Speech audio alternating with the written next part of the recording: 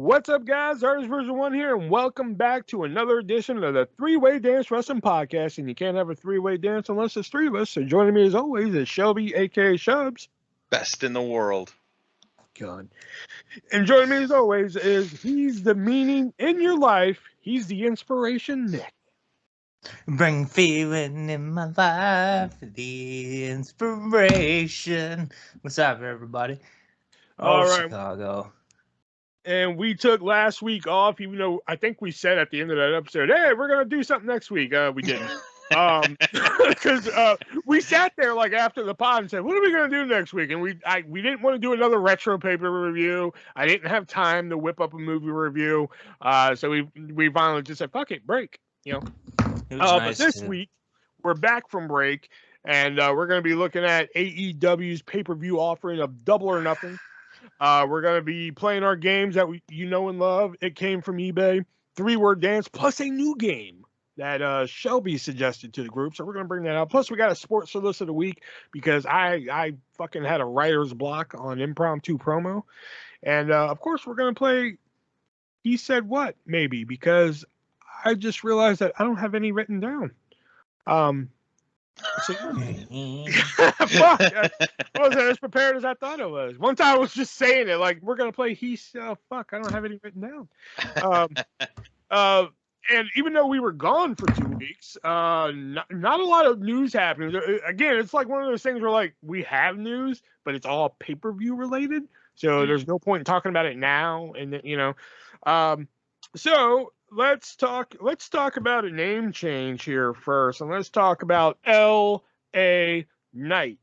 No longer L.A. Knight. L.A. Knight debuted on SmackDown the Friday we took our break, and that he is no longer L.A. Knight. He is now Max Dupree, and just doesn't have the same ring to it. No, but it rolls off the tongue just as well. It does, but if they're not going to do anything with it, and all indications say they're not, then what was the point? Yeah, but Eli Drake, L.A. Knight, Max Dupree. One of those just doesn't fit. I think it works. Yeah. Max Dupree. I think it fits. Your opinion is wrong. Whether it's a good name or not, I don't know. It's kind of weird, but and Mace and Mansoor aren't going to be part of Maximum Maximum, whatever the fuck it is, Maximum Male Models or whatever the fuck it is. Mace wouldn't fit, I don't think, but I think Mansoor could fit given the right tools. That's where I'm like, that kind of like drops me from the gimmick a little bit. Is I'm like, ooh, I don't know about a model gimmick in WWE. They don't usually. I mean, Rick Martel was good, but it just feels Sylvan like was not. It runs like that fine line of like, oh, we're gonna turn him into a porn star or something stupid like that. So I don't know. Well, it kind of worked for Val Venus. I mean, it did, but I can't. But that was a different time, though. It was a different time. I can't see it working for that. Eli Was the Drake. time when Orgasmo was like looked at as gold. That movie is still gold, but like there's a lot of people that would not say so. Yeah, right. Orgasmo. I just don't like the name change. Hey, speaking of name change, though, the Wednesday that the last episode of the podcast debuted, there was a debut on AEW with a new name change. John Morrison no more. He is now Johnny Dynamite, which would have been a great name, but they went with Johnny Elite. I mean, you say now he's known as, but I'm pretty sure that was just a one-shot. Unless there's he's doing a Progress tournament as Johnny Progress. Yeah, he's not under contract with AEW. I just think Johnny Dynamite would have been a way better name. It would have been, but you know, now he's Johnny Dark. Well, I mean, he might as well be Johnny Dark because it's on Dark this coming week. And then he's going to be Johnny Elevation. Did they really make his name Johnny Dark? No, it's still Johnny Lee. Oh, that would have been fucking because great. he was on Dark that I said Johnny Dark. That's one of those like small ridiculous like critiques that like Tony Khan takes it and he's like, well, I'm not going to call him Johnny Dynamite because he's going to wrestle on Rampage and like Dark, so then I have to keep changing his name. So he just goes with Elite. But if it's a one shot, like Nick said it could possibly be, why not just Johnny? I mean, that name just made itself.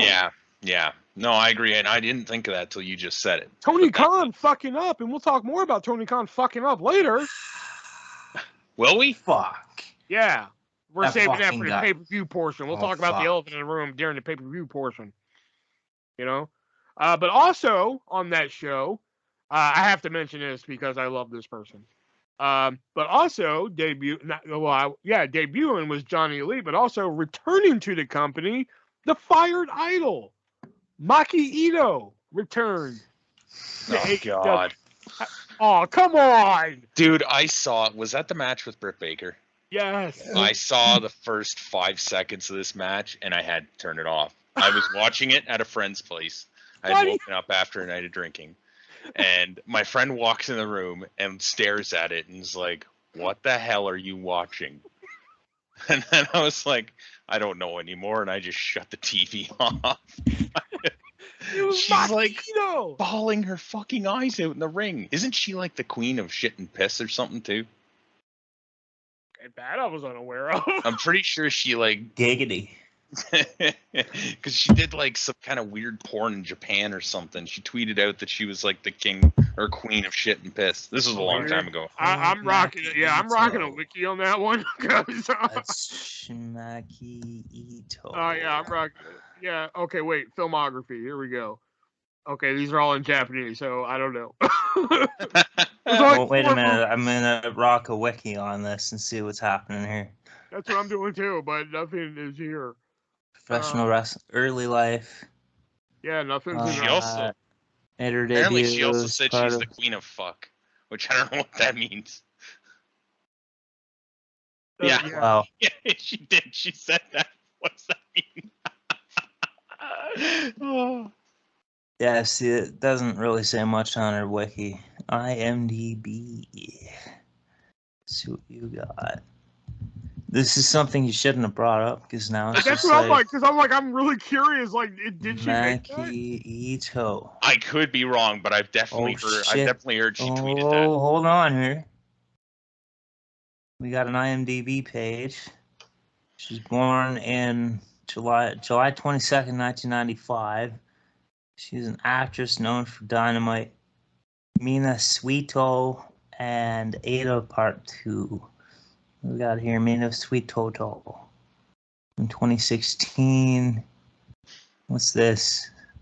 Japanese. None of these look like porn. Comedy. Yeah, this doesn't look like porn. Okay, maybe she didn't do porn, but she definitely made that tweet. Which one? Okay, well, maybe she just did it to fucking mess with people. She's fucking weird anyways, and I didn't like it. She's fucking adorable. Ada to Zetsubo and I love her. This second part shows things from Miho's part of view and reflects back on the death of a close friend, which triggered the later incident. So that's not porn either. Yeah. She's fucking adorable, and I love her. I laughed when I saw her show up because it was like, oh, great, Brit wins. Yeah, that part kind of sucked, but it was good to see. It was good to a minute. Hang on a minute here.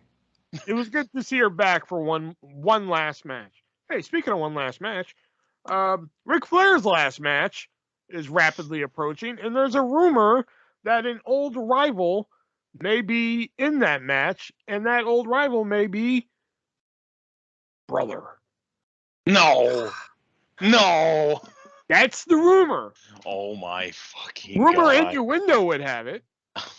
Hogan's gonna team with the Rock and Roll Express. They're not gonna do that. What? Can we just not have this happen? Oh, it's already sold out. It's gonna happen. Or maybe David Flair could just lay down and let his dad pin him, and that's it. So this is like Conrad Thompson does like the StarCast, I think, right? And it's in production with that, but I guess because they're calling it a Jim Crockett Promotions production, they talk to, is it Davy Crockett's still alive? One of them, anyways. One of the sons that was still alive. I think it was David. And I think that's how they got the Crockett name. But it's so weird. And like, does anybody really want to see Ric Flair like die in the ring? Because I don't. And like, what's that going to put on the people not only in the match but like the promoter, which I guess then would be Conrad Thompson. But look at Hogan though too. There's no way Hogan should be in there too. Like, yeah, it's basically like here's 2 funerals in one.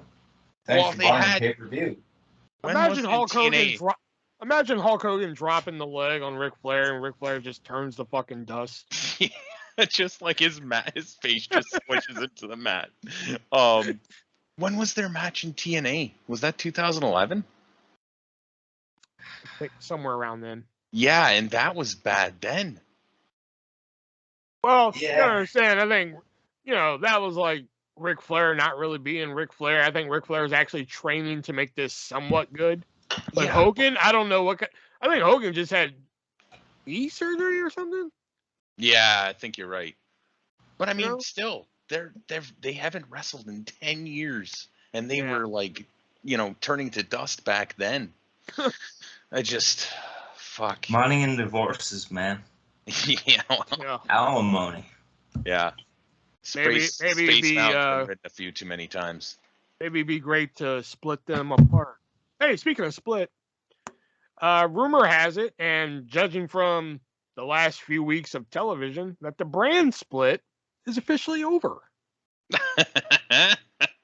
Kevin Owens has been showing up on SmackDown. Shinsuke is showing up on Raw. That or either the wild card rule is back. Take your pick. They basically have like 8 stars now that they like constantly have in every segment. So how do you make 2 rosters out of 8 stars? 4 on one show, 4 on the other. Yeah.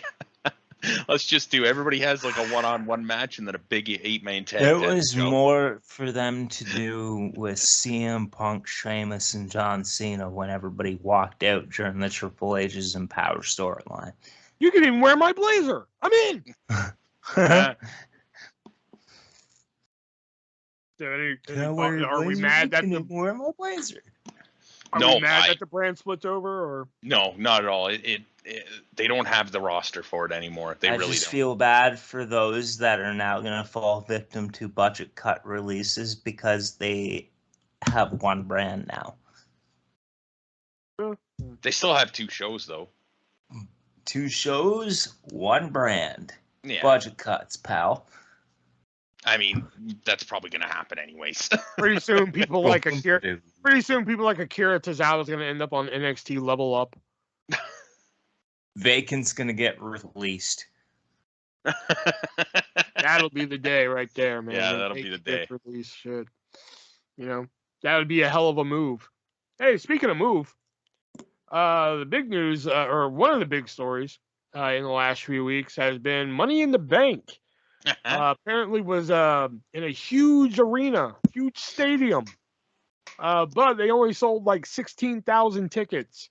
So they're like, oh fuck, we fucked up. So they moved it to the MGM Grand over in Las Vegas, and apparently that's been making some buzz here. But here's the funny thing to the story that I want to mention. They sold 16,000 tickets. Okay, which I mean maybe doesn't fill that big stadium, but all right, whatever. They emailed those 16,000 people and said, hey, we're moving to the MGM Grand. Sorry, here's a special pre-order for you. Good luck. I'm like, shouldn't you just give those fuckers tickets to the next arena? They should have priority seating. Exactly. Because, like, if I paid, like, X amount of dollars... They're the ones that actually bought tickets. Yeah, if I paid X amount of dollars to go see Money in the Bank, and they're like, hey, sorry, we're moving arenas...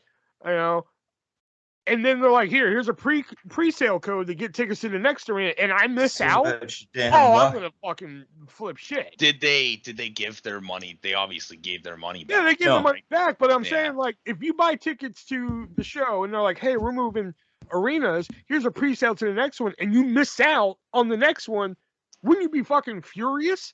It would depend. I mean, I'd be angry, but at the same time, if the stadium is like thousands of miles away from me as opposed to 100 miles away from me, I'm probably not going. It's like right down the road from the old stadium. Okay, so I mean, yeah, if it's right down the road, then I don't know if I'd be pissed, but I could see why you would be. Yeah, I'd be fucking furious. And Yeah. apparently Tony Khan, I don't know the exact story behind this. I really didn't delve too much into this. Tony Khan made some backhanded remark towards this, and everybody lost their fucking mind. He's ever had. Do what?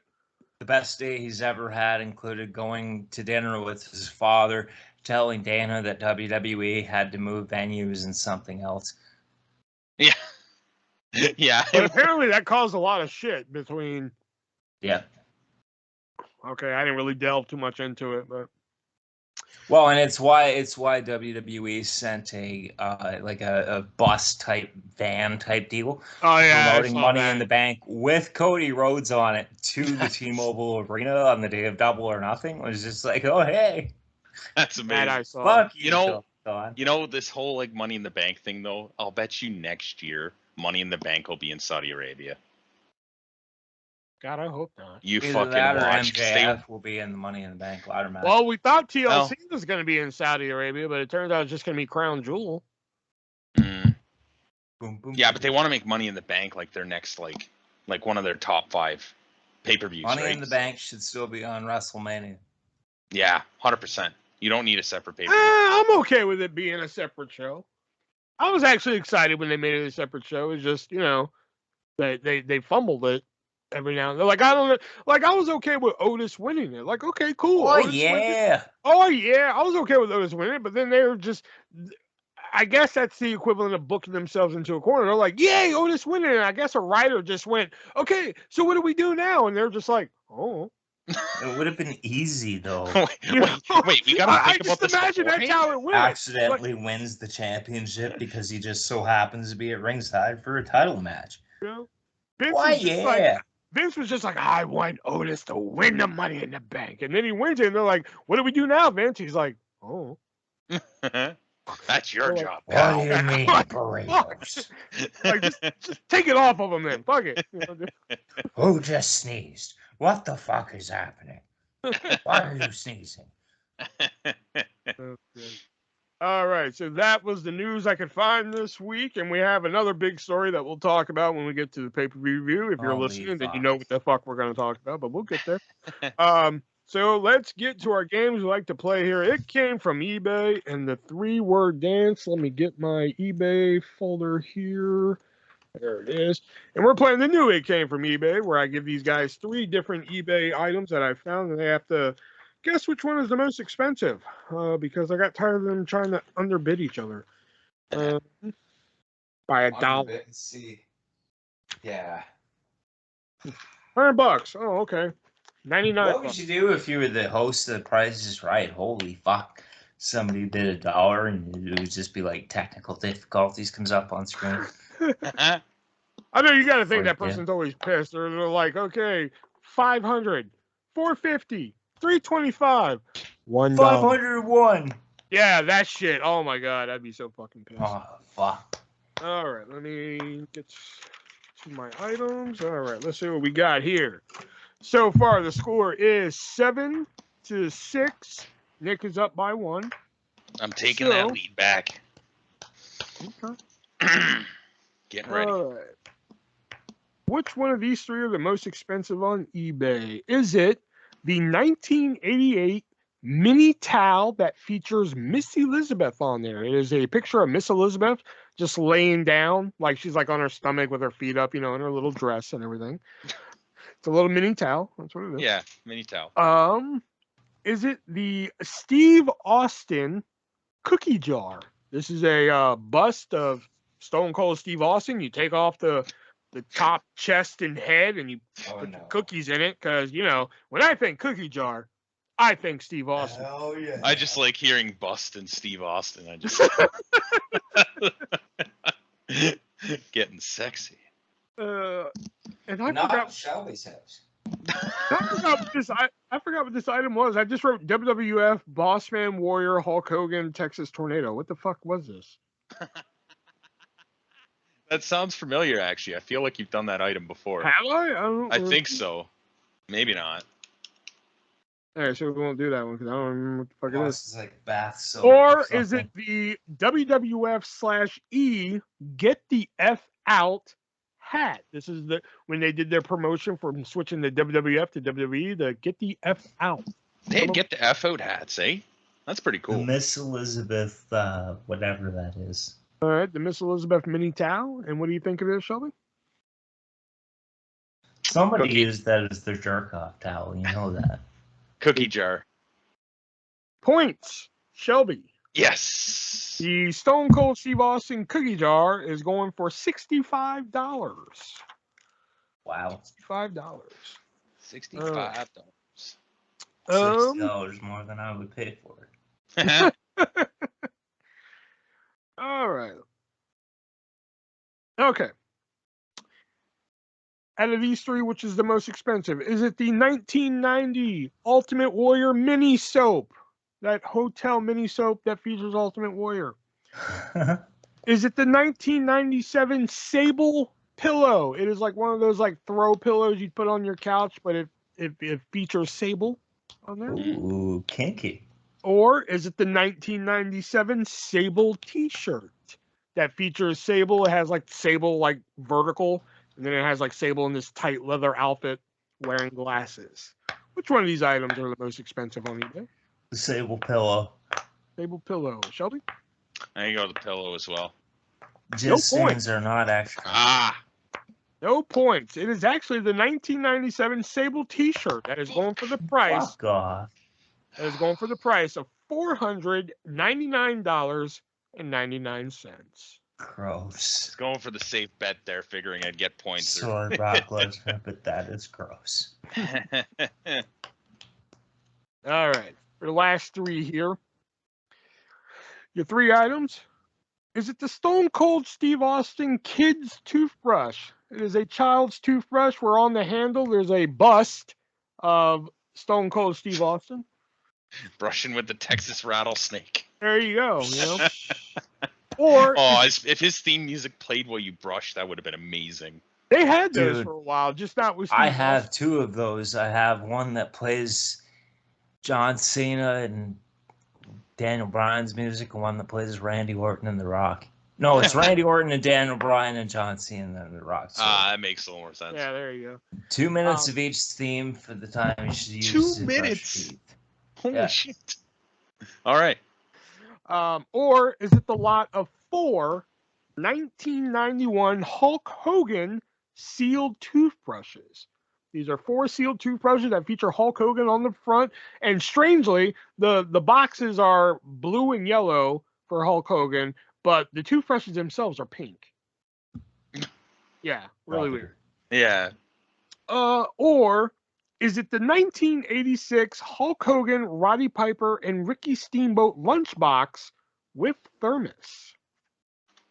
The toothbrushes. Which one? The Stone Cold or the Hogans? The Hogans. The Hogans. And Shelby? Lunchbox.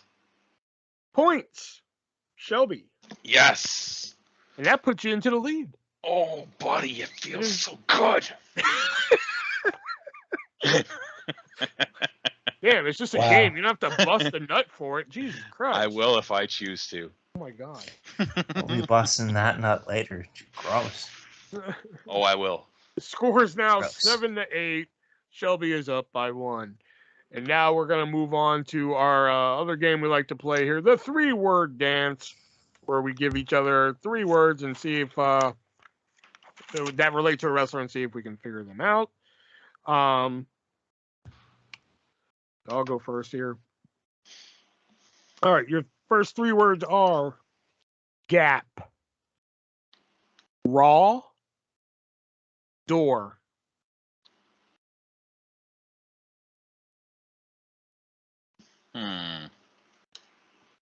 Bubba Dudley.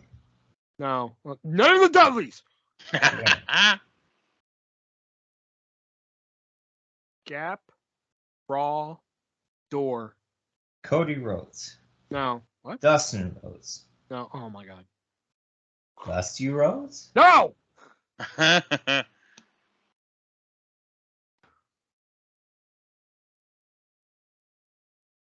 Gap, Raw door.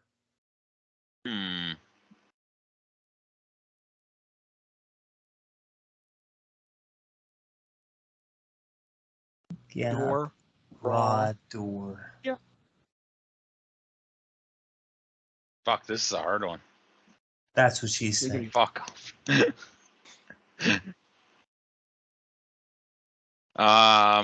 Christian.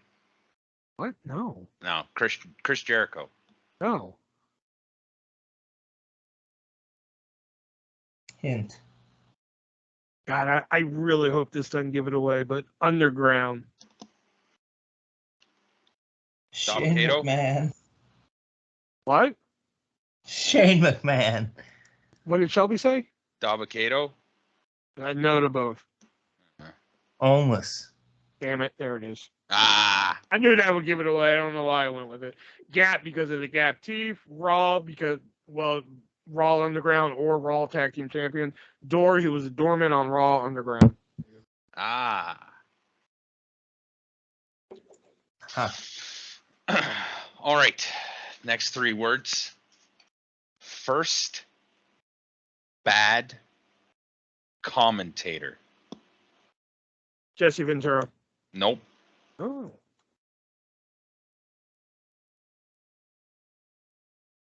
Mike Tenay. Nope. Okay, FBC is nothing. First bad commentator. Is it Dusty Rhodes? Nope. Kind of warmer though. Roddy Piper? No, colder. Oh, shit. Orville Brown. No. Damn. They didn't even have commentary back Monsoon. then. I was going to No. say first kind of fits Orville Brown. Yeah, kind of. Monsoon. No, Heenan. no, Michael Cole. no.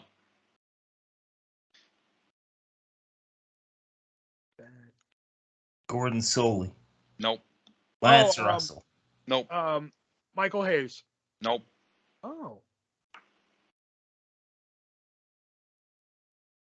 I think you were still warmer with Dusty.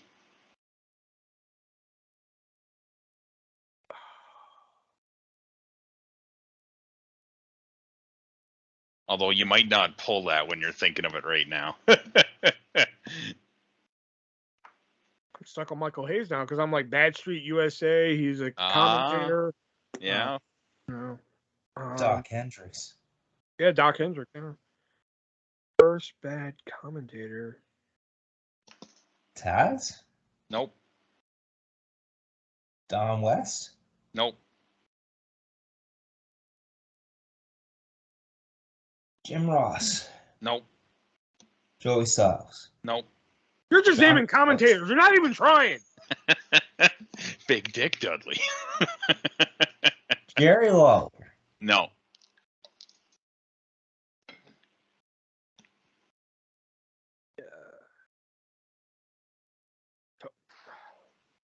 I don't know how these words would work, but Tony Schiavone? Nope. Yeah, it's close with Dusty.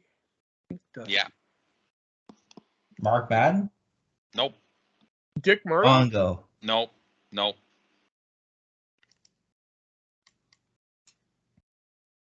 Hint. News. Oh, thank you. Praise him. Praise him in all his mercies. First, bad commentator, news. Mike Adamley. Nope. Magnum TA? Nope. PN News. What? No. First, bad commentator, news. And it's not Michael Hayes. No. There's 2 words that you really need to focus on here. I'm not going to tell you which 2. Fuck. Is it Bad News Brown? No.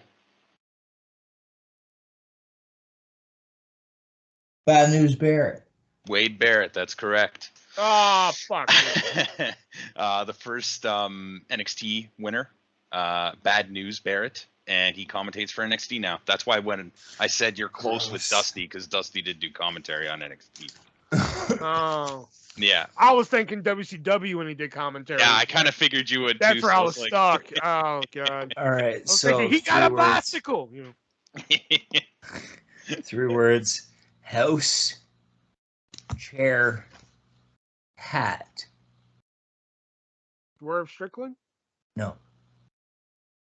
House, chair, hat. Malachi Black. No.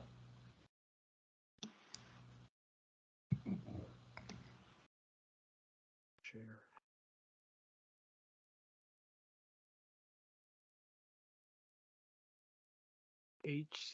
ACH. No. Oh. Uh-huh. You said that like you were disappointed in me. Jesus. House, chair, hat. Oh, Bray Wyatt. Yeah. Oh shit. That's self-explanatory. That's good. I don't have to explain that one. Yeah. Let's see here. Let's go with. Okay, this should be a fun one. The 3 words are death, judge, gate. Edge. No. Undertaker. Yeah, fuck! Death because he's billed from Death Valley. Judge, he was the judge in Wrestler's Court. And Gate, the Hell's Gate submission. Fuck, I didn't expect you to get there that fast. Next 3 words: double, family, Glock. Cody Rhodes. No, Double family and what? Glock. Arn Anderson. Arn Anderson. Glock Anderson, double A. Oh, all right, it's Glock. The Andersons. Yeah. All right, so next 3 words: angle, evolution, reflection. Randy Orton. Nope.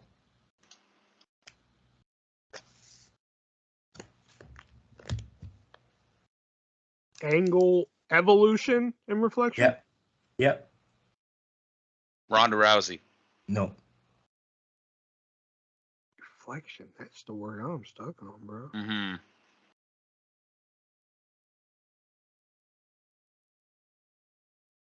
Triple H. Nope. Ric Flair. Nope. Batista. Nope. Mark Jindrak? Yep. Oh, son of a So bitch. he was part of Angle's group with Luther Reigns and Kurt Angle, of course. Evolution, because he was earmarked for Evolution until Batista took over the role, and the reflection of perfection, Mark Jindrak. Wow, I just pulled that name out of my ass. All right. Let's see you get this one. Okay.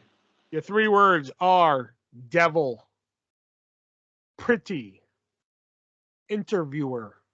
Danhausen. Now, what? If you didn't want to play Allie? this week. Allie? No. Funaki. No. Bobby Maria? Heenan? No for Bobby Heenan. What'd you say, Nick? Maria. No. Christy Hemme. No. Ivory? No. Tyler Breeze. No. What? Yeah. Todd Grisham. If you didn't want to play this week. Todd Grisham? No. God, I miss Todd Grisham. Yeah. Little squirrely fuck. And Joey Matthews. You mean Joey Mercury? Or sorry, Josh Matthews. Yeah. Shut up. Like TNA, why don't you go watch their show? It's probably on at 3 a.m. somewhere. Those are so good. Moose. No, not Moose. Um, Devil, pretty, interviewer. hint.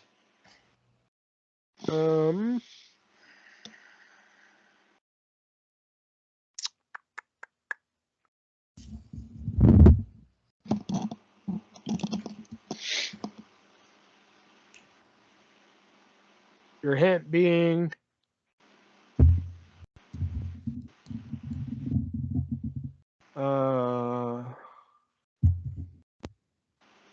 you're welcome. Perry Saturn. No.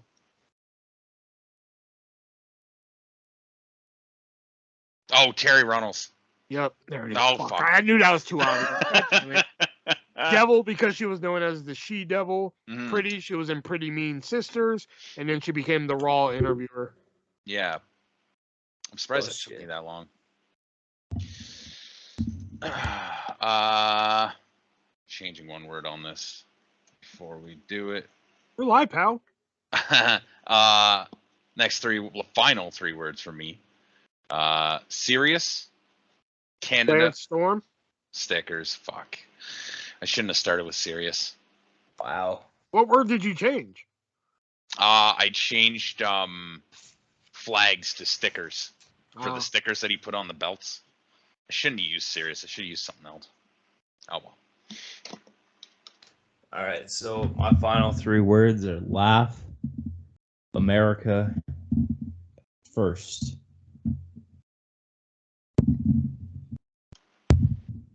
Half America first.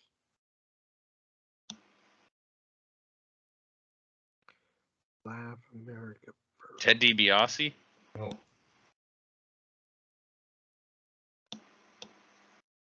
You were guessing that based on laugh only. Yeah. I was. Wow. Well, I guess you could kind of count first $1 million champion. I guess you could Yeah. count that in. Yeah. I was basically going off laugh. I'm like, he's got to be first to something. And he's American. But the word is America, not American. Yeah, but if he's an American, then he lives in America. Not necessarily. Ah, true. He was born in America. Laugh America first. Who has a weird laugh? Hugh Morris? No.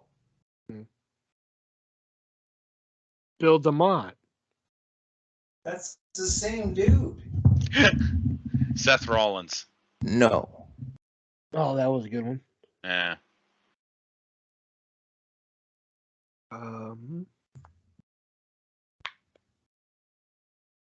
Laugh America first. This can't be that hard. It's somebody who laughs, somebody who lives in America, and the first at something. It can't be that hard. It's got to be a person. No. Oh, really? Holy shit. I'm trying to break this down. The more you know. You know what? Fuck y'all. I'm going home. You are You are home. You don't know that. I'm pretty Fuck sure. You don't tell me shit about what I do. If you're in your car in your driveway, you're still home. This is true. This is true. Hint. Backyard having a cigarette, you're still home. Backyard having a cigarette still. Right? Yeah, that doesn't help. Is that actually the hint? No. Okay. Wait, are you asking for a hint? Yeah, we're asking for a hint. Yeah, hints when he said hint. Shit.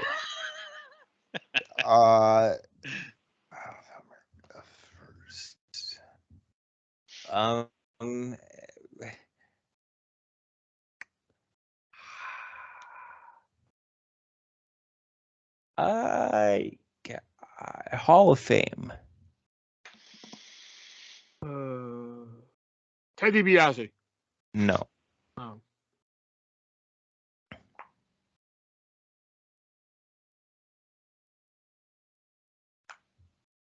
Iron Sheik? Hang on, bonus hint. Africa. Oh, Tony Atlas. There you go. Ah. Saba Simba. So, wait, hang on here.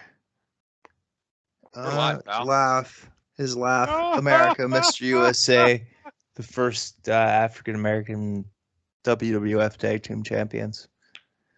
There we go. All right, I have a bonus one here. The 3 words are mace, inner, zip. LA Knight. No. Sonny. Miz. Damn it! Shelby got it locked. I was waiting for one. Every time you guys said one, I was like looking at it. Fuck, he saw right through it. God damn it. What was it? Mace, inner, Miz. zip. What? Miz. Is in my zoo. Nick is never gonna catch on to that. He's not, no. Hey, I take that as something that I'm just not. Never mind. You don't feel comfortable winning. You feel like you're better than it. Yes, exactly. That one. Fair enough. I still enjoy doing them though. They're a lot of fun. I just literally wrote that down as we were trying to figure out Tony Atlas. And I was just like, wait a minute, I want to get in on this real quick. Hold on, I'm gonna get him with one, and then fucking Nick figures it, or Shelby figures it out. Fuck. All right, so that was we're gonna do the your game for right before Sports List of the Week, by the way. Makes sense. Yeah. All right, so before we get into that was our games for the week, I should say. And before we get into our review of AEW's Double or Nothing, got to give a quick shout out to one of our sponsors there, the great people over at hardtofindtv.com, where you can head on over and use checkout code ARTIST, save yourself 15% on your purchase. Get thousands of titles put on Blu-ray or DVD, get some subtitles thrown on there. Just know that you can only use Amazon Pay at the moment, so just head on over to hardtofindtv.com, use checkout code ARTIST, save 15% on your purchase. All right, so let's get into AEW Double or Nothing here, and let's now address one bit of news here, because the first match of the night is Wardlow taking on MJF, and the big story going into this, at first it was MJF decided not to show up to AEW Fan Fest, which at first glance kind of just looked like MJF just playing MJF.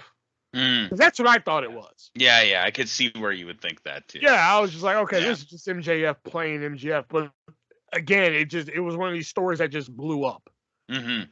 You know, apparently it wasn't MJF. And for all I know, you know, if this is a work, if all this shit that we're about to talk about is a work, this is fucking genius. This is good shit, pal. You know? But if it's real, then oh fuck. You know? But turns out that he did not show up to the Fan Fest thing.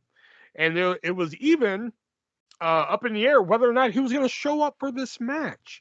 Apparently he is in a fucking blood feud, supposedly, with Tony Khan over pay and how much he's getting paid and all this shit. I think maybe creative in there. I don't know.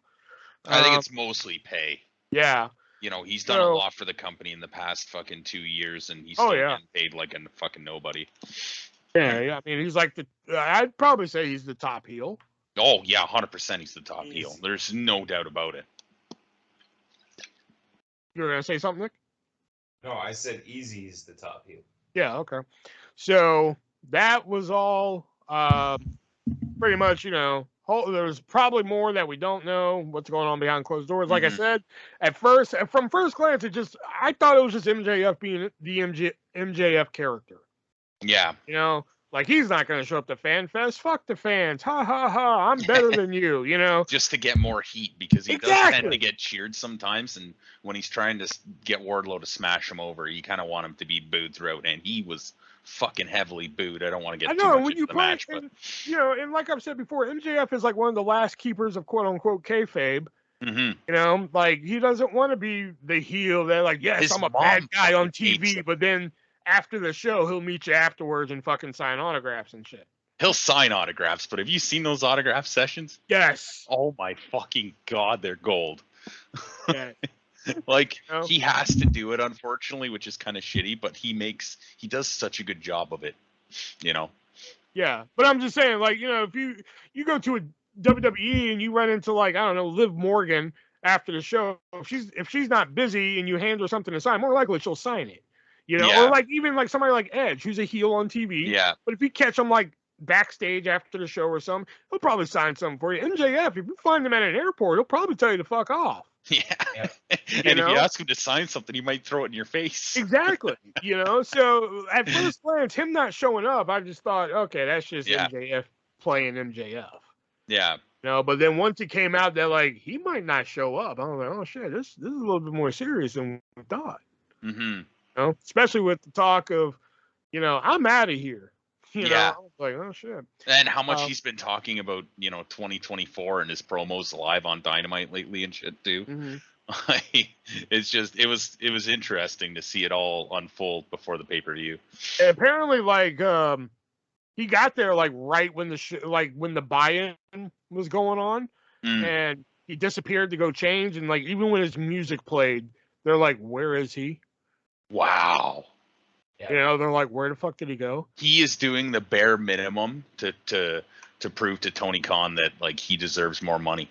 If you're not going to give me the money, then I'm just going to do what I need to do in the ring, and I'll fucking see you later when my contract's up in 2024. They said when his music played, he wasn't even in Gorilla. Wow. Yeah. That's incredible. And they were just like, where is he? And then he showed up and went to the ring. And I even wrote down as the first note, look who decided to show up. Yeah, that's what I said too. Well, MJF made it to the arena.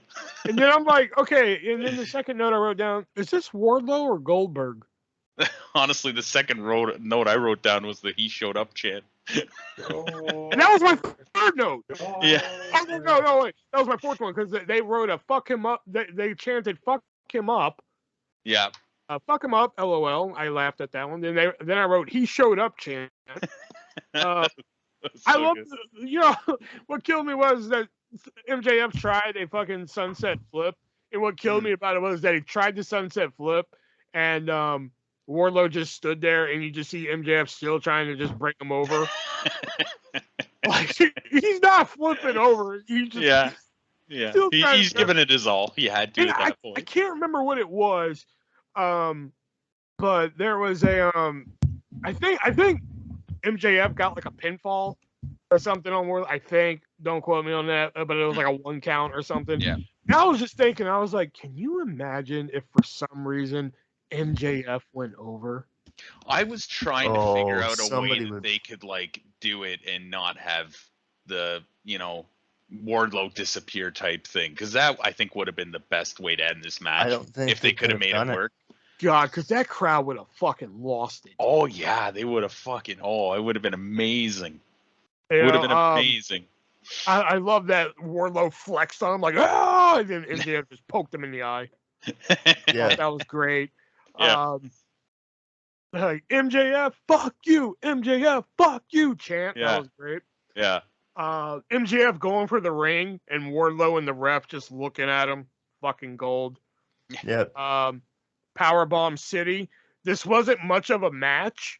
No, but like it didn't with really all the little shit in there, like the ref looking and shit, I had to give it 3 stars.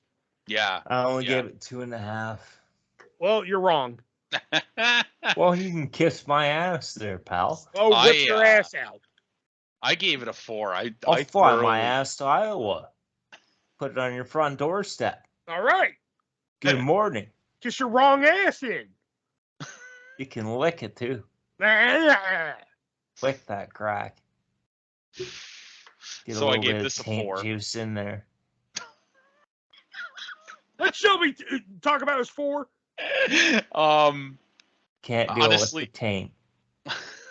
Like you said, it wasn't much of a match, but it was exactly what it needed to be. MJF trying to avoid Wardlow at the beginning of that match, doing everything possible to like the point where he would get caught by Wardlow and he'd thumb him in the eye or bite his head or something like that, to like near the end of the match when he fucking begs him off and says, I'll quadruple your pay, was fucking incredible. Just so good. I just wonder if MJF's staying. What's next for MJF? And if he is staying and him and Tony Khan have reached to an agreement, I think I know what's next for MJF, but we'll get on to that later. He's going to be Maxwell Jacob Mizanin.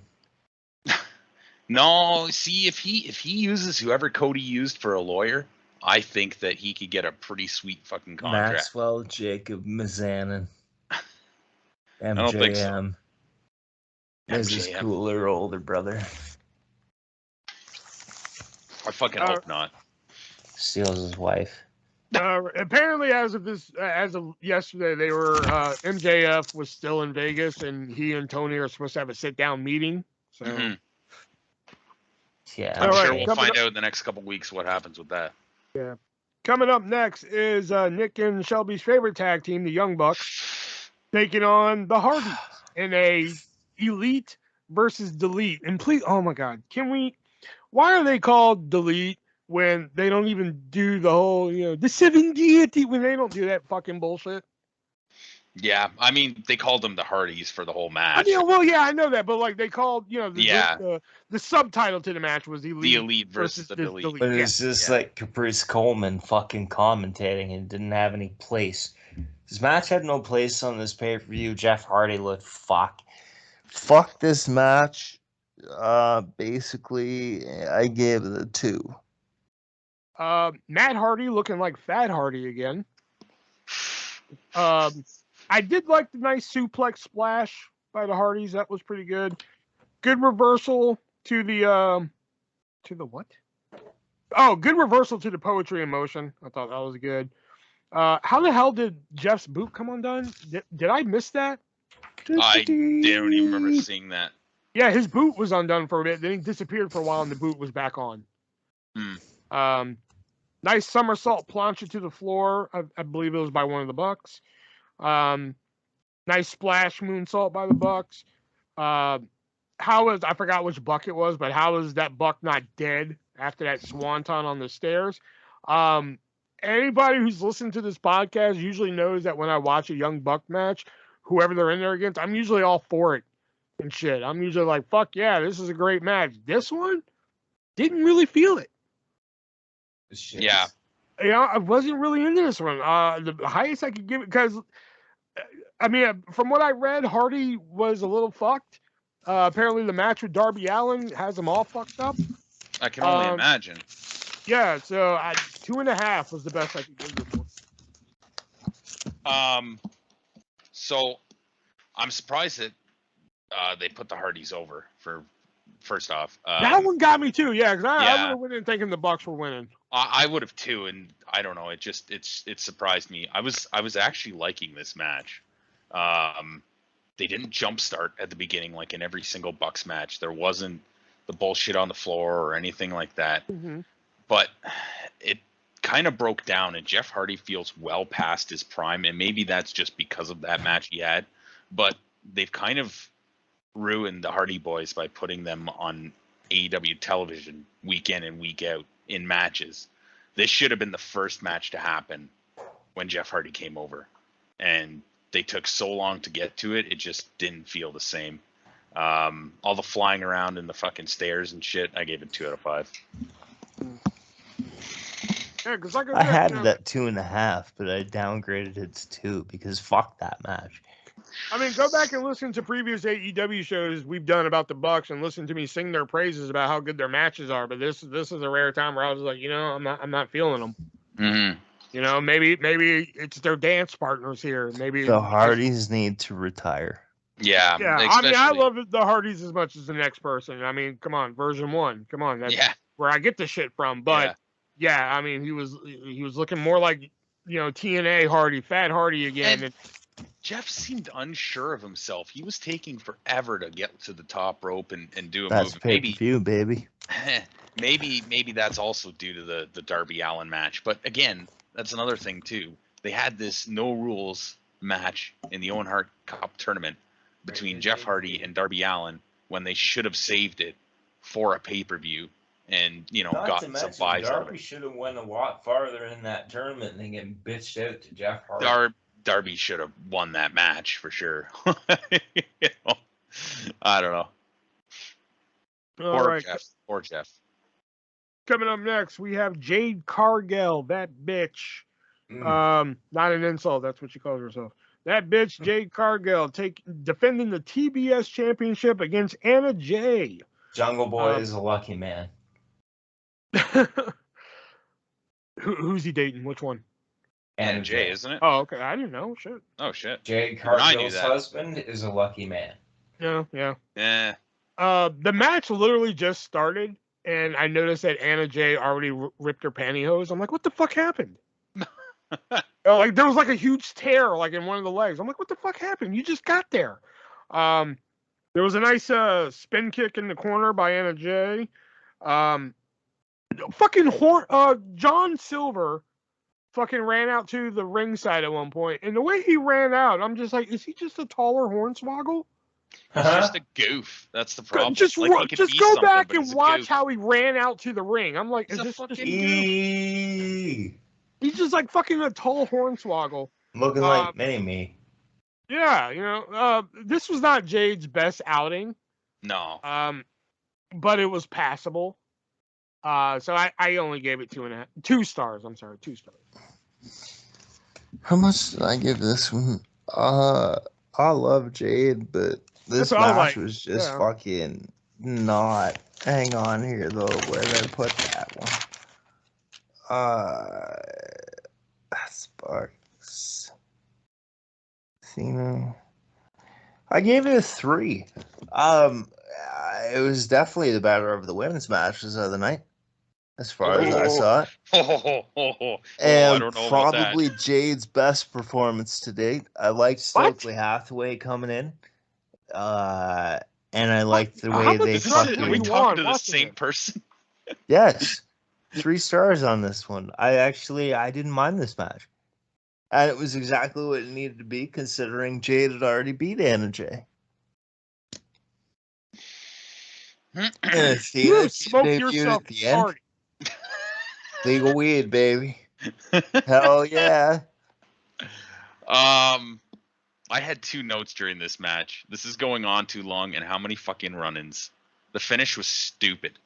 Anna Jay is a very pretty girl, and I do think in a couple years Jade Cargill could be a big star, but this was like really clunky and awkward. Yeah. So many times there were moves that were just fucked up, and there was like miscommunications. The crossbody fallaway slam really sticks out. Okay, but Stokely Hathaway. What? Stokely Hathaway. Malcolm Bivens. The new manager of Jade Cargill and the Baddies. Hell yeah. Also, that finish looked awkward and stagey. You could see Anna Jay looking to where she could put her feet so that she could hit that move. 1 out of 5. Fucking bullshit. You. Worst women's match of the night. Agreed. There was only 2. It doesn't count. There was 3. Bitch. Jesus, he's getting offended. I'm surprised because at the beginning of it, after Will gave his review of it, you're like, yeah, I don't think I rated this match this high. And then you like looked at your notes and you're like, oh wait, hold on a second. Hey, 3 isn't that high. A 3 out of 5 is decent. I'm assuming yours is decent. 5, I thought it was decent. I thought it was decent. Fair enough. Probably one of Jade's better matches to date.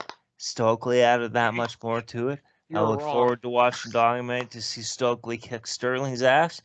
Hell yeah. This is not Jade. This is not a good Jade match. I'm sorry. Athena. Okay, you can't just say words and just expect me to think it's good. 3 stars, Athena. baby. 3 stars. Yeah, like, whatever. All right, next match. 6-man tag action. House of Black, Brody King, Malachi Black, and Buddy Matthews taking on the Death Triangle, even though there's 4 guys coming out, but whatever. Pac, Ray Phoenix, and Penta Oscuro. Can you just pick one goddamn name, please? Yeah, please. Brody I get King confused. looks like he stinks as well. You want to get closer to the mic there, buddy, so we can hear you? Brody King also looks like he stinks. Well, he's a big boy. So. Yeah, but I mean, he looks like he stinks. He looks like he just can't figure it out. Sorry, pal. Irish Spring isn't good enough for you. Great elbow on Phoenix by King. That fucking elbow just nailed him. Swaggy and gross. Nice Meteora by Buddy. Sweet Poison Rana on Buddy. That was good. Good double dives by the Lucha Bros. Good moonsault by Black. Nice try by Brody on the dive. Pac's double mask looked like he was cosplaying Will-O-the-Wisp. Oh yeah, that did kind of look like it. I was getting all jazzed when Brody went for the dive. I was like, oh, this is gonna be sick, and then he almost fucking dies. Chubby bitch. Jesus.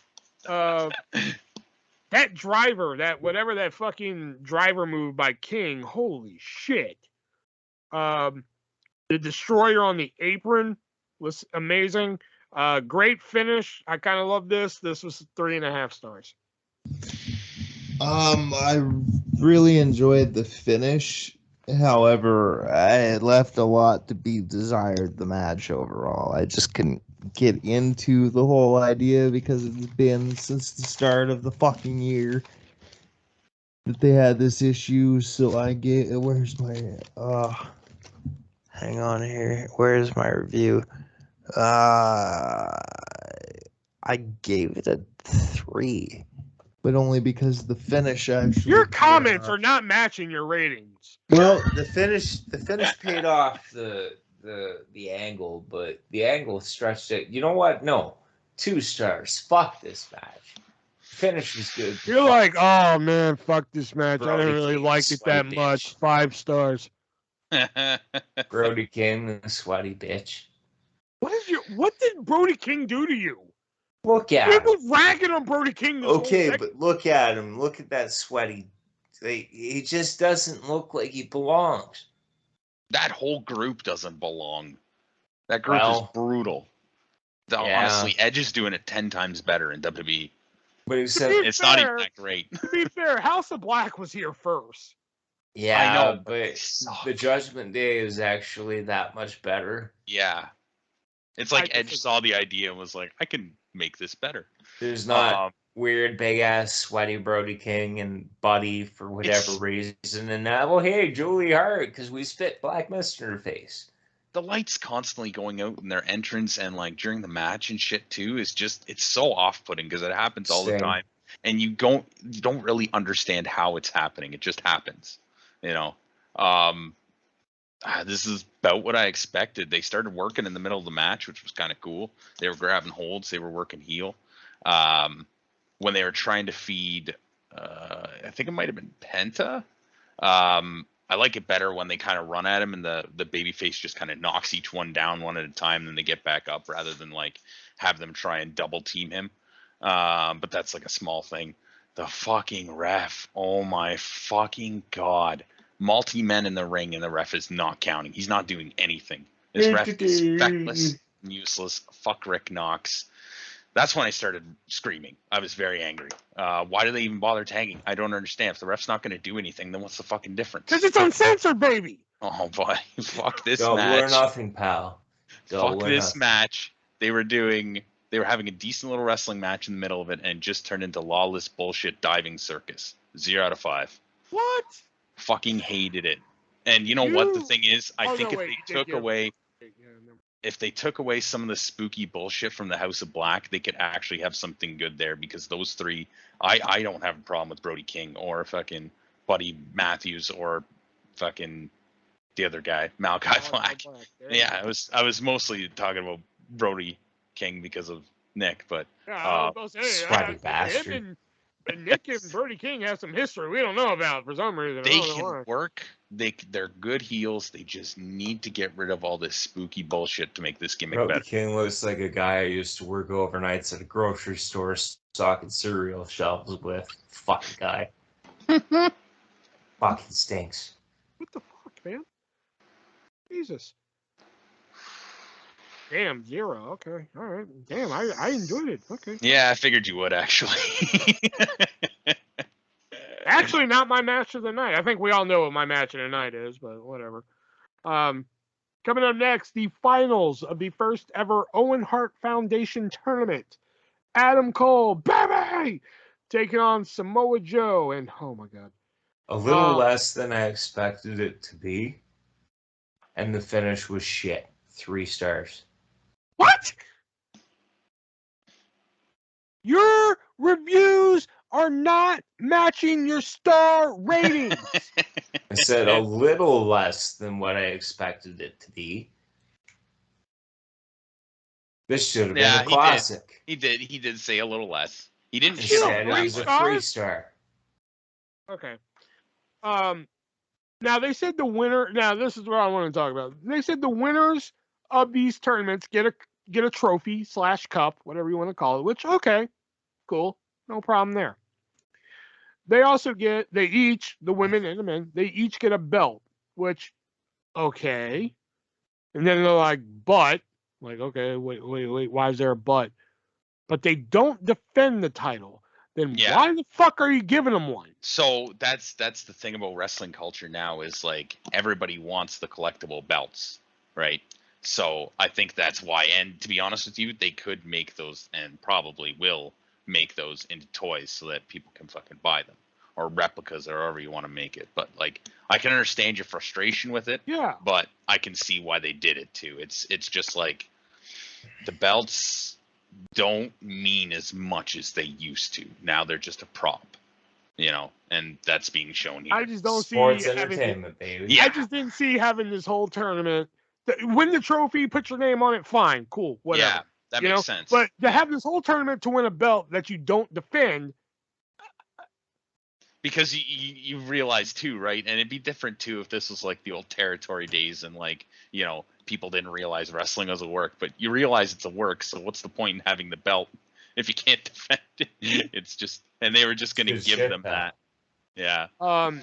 Also, the other problem I had with this match, you know, they built up this tournament to be so prestigious about Owen Hart and the Owen Hart Foundation, yet they had fuckery in this match. Yeah. And I don't think there should have been fuckery. No. Bobby Fish came out, caused some fuckery. And that was another problem I had. After the fuckery happened, Excalibur, Ross, and Shivani kept selling it like, oh my God, Samoa Joe's shoulder was so hurt and Adam Cole was able to get the win. I'm like, that's not how he won. No. It's because Fish came out and fucked shit up. 1.5 stars. You know what? Fuck it. 1 star. Yeah, I'm going down. 1 star. I would have hated this a lot more if fucking Adam Cole beat Samoa Joe clean. I can't. But he did. Well, there was a bit of fuckery. If you listen to the commentary, yeah, he beat him clean. Yeah, there was a bit of fuckery in it though, so I don't listen. I don't think there should have been though. If you're making this prestigious tournament for the Owen Hart Foundation, then there should have been no fuckery. Then it should have been 2 baby faces because Adam Cole should not beat Samoa Joe clean. It's just I wouldn't be able to believe that. But I did think this was a decent match for what it was. It was a little slow at times, but it was all right. Could you have imagined how much build WWE would have put into this match if it was like NXT like 3 years ago? They would have fucking built this match. Ago. Yeah, that's what I'm saying. Like when they were both balls there, of right? fire. Great balls of fire. There you go. Right. That's the shitty thing about this match, and that's why like I gave it a 3 as like the decent match, even though I didn't like the finish. All right, that's it. I'm leaving. But this match would have meant so much more if there was actual build to it. There was nothing.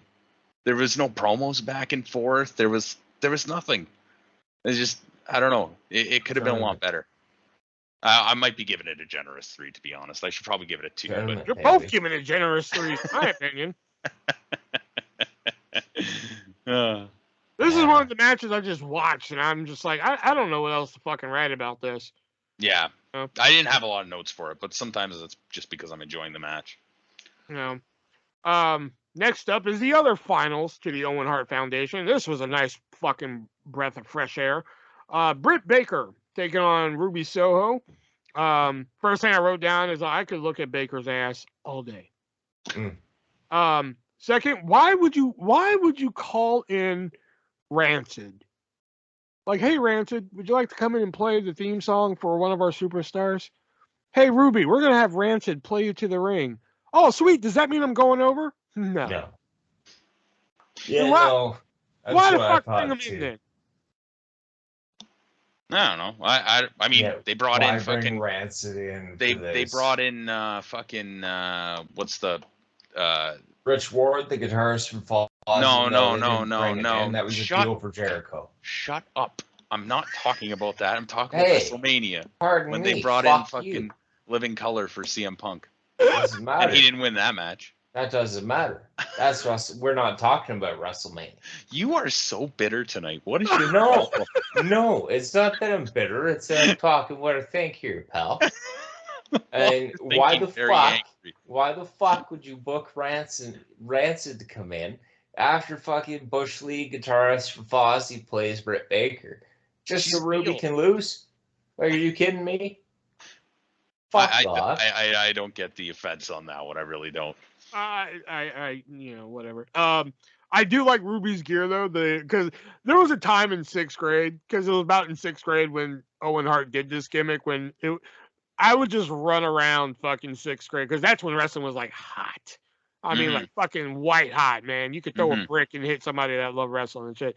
So I'd just run around fucking 6th grade. Enough is enough, and it's time for a change. That's all I would fucking say. It wouldn't even make sense in context, you know? And that's all I would say. So I loved Ruby's gear because it said time for a change. I thought that was great. Nice drop kick off the apron by Ruby.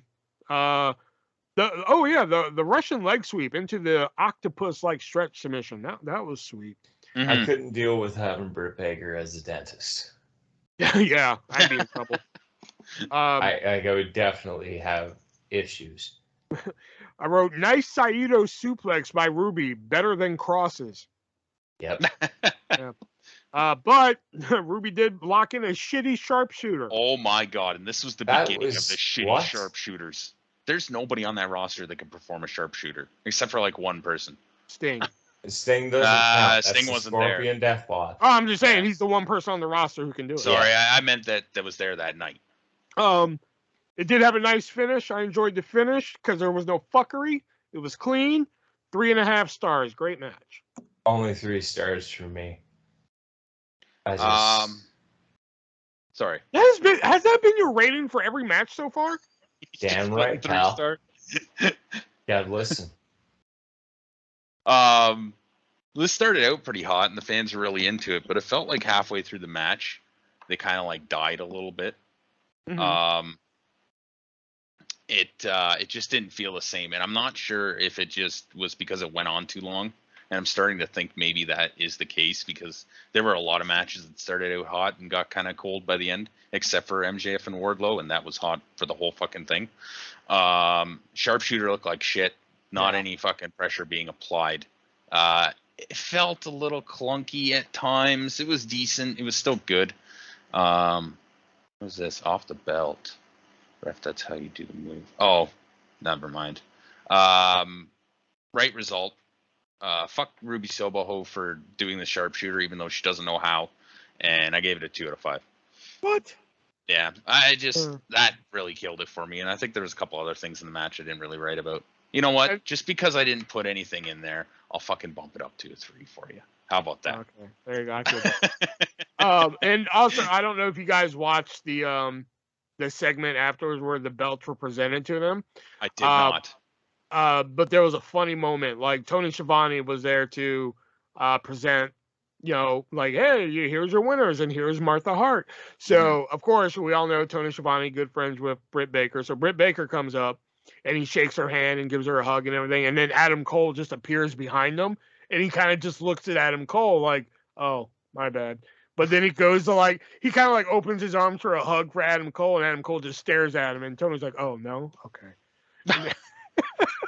It was great. It was fucking great. That does sound funny. Yeah, it was. It was fucking I still don't like Tony being friends with Britt Baker, but it doesn't make sense. Good.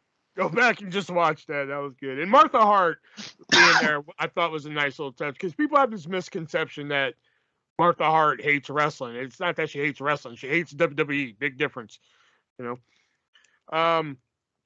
All right, next up is a mixed 6-person tag match. Scorpio Sky, Ethan Page, Paige Van Sant making her wrestling debut, taking on Sammy Guevara, Ty Conti, and the elusive Frankie Kazarian. Nice Cody cutter by Sammy. That was good.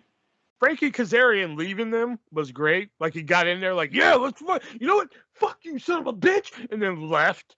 I was like, that's great. The match was meh. 1 3/4 star. I can't understand the match. You have 3 heels against 2 heels and a baby face. Who am I supposed to like? I felt bad for Kazarian having to do this.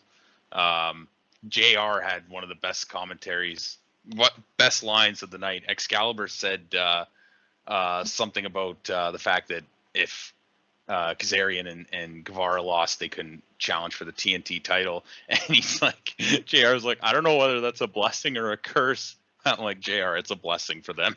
You don't want to be part of the whole Scorpio Sky thing. And the TNT title has just never meant fucking less. Cutter was cool. Match was dumb. 0 out of 5. All right, why'd you give this one 3 stars, Nick? Oh, is Nick alive? Which one are we on? What do you mean? What match are we on? The trios. Oh, Death Triangle. No, Yeah, what? no, You did we that, passed that one. What drugs are you on? Lots of them, apparently. Wow. We're on- Okay. Guy, Scorpio Page. Yes. Sam versus Sammy Guevara, Ty Conti, and Cash. So why did you give this one 3 stars?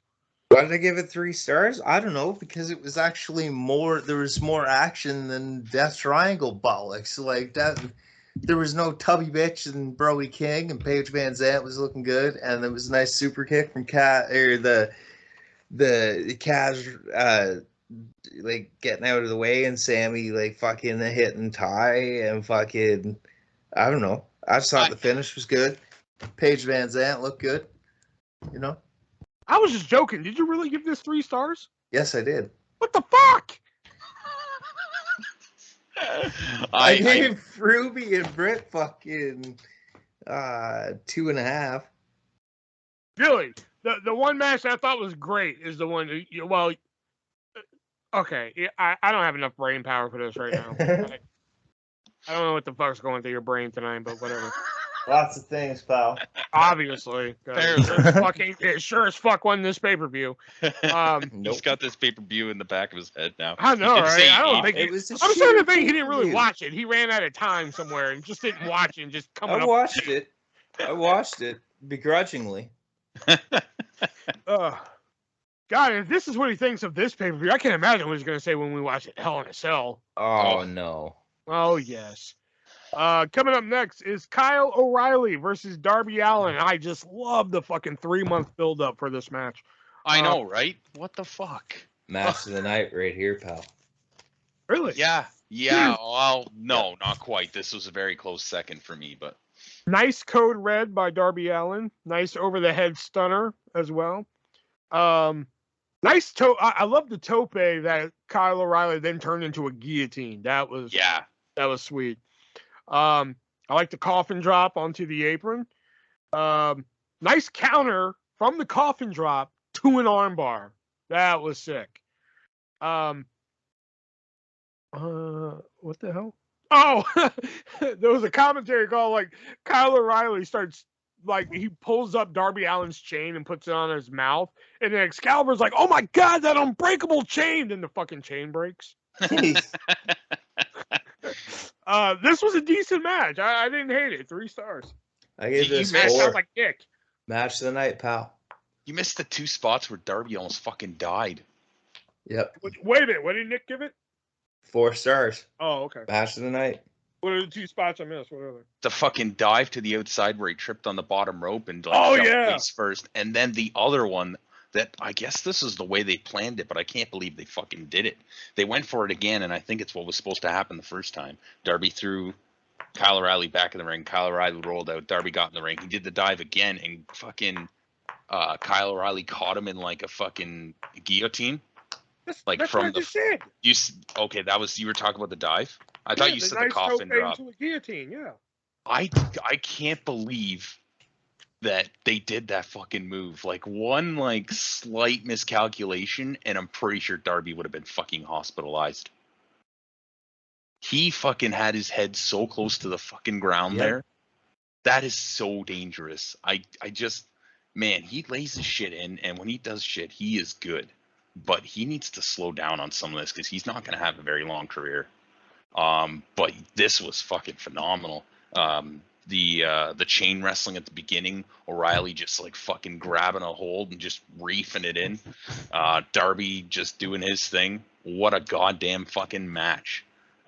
Say what you want about O'Reilly, but his shit looks good and legit.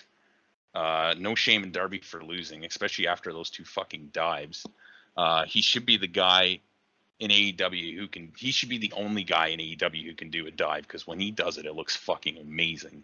5 out of 5, and this isn't my match of the night either. Like I said, I never have anything against Kyle O'Reilly. I just never saw him as the guy. I think you should, especially after a match like that. No, it was a great match. I'm not saying. I don't ever see Kyle O'Mania running wild. You know what I mean? I guess.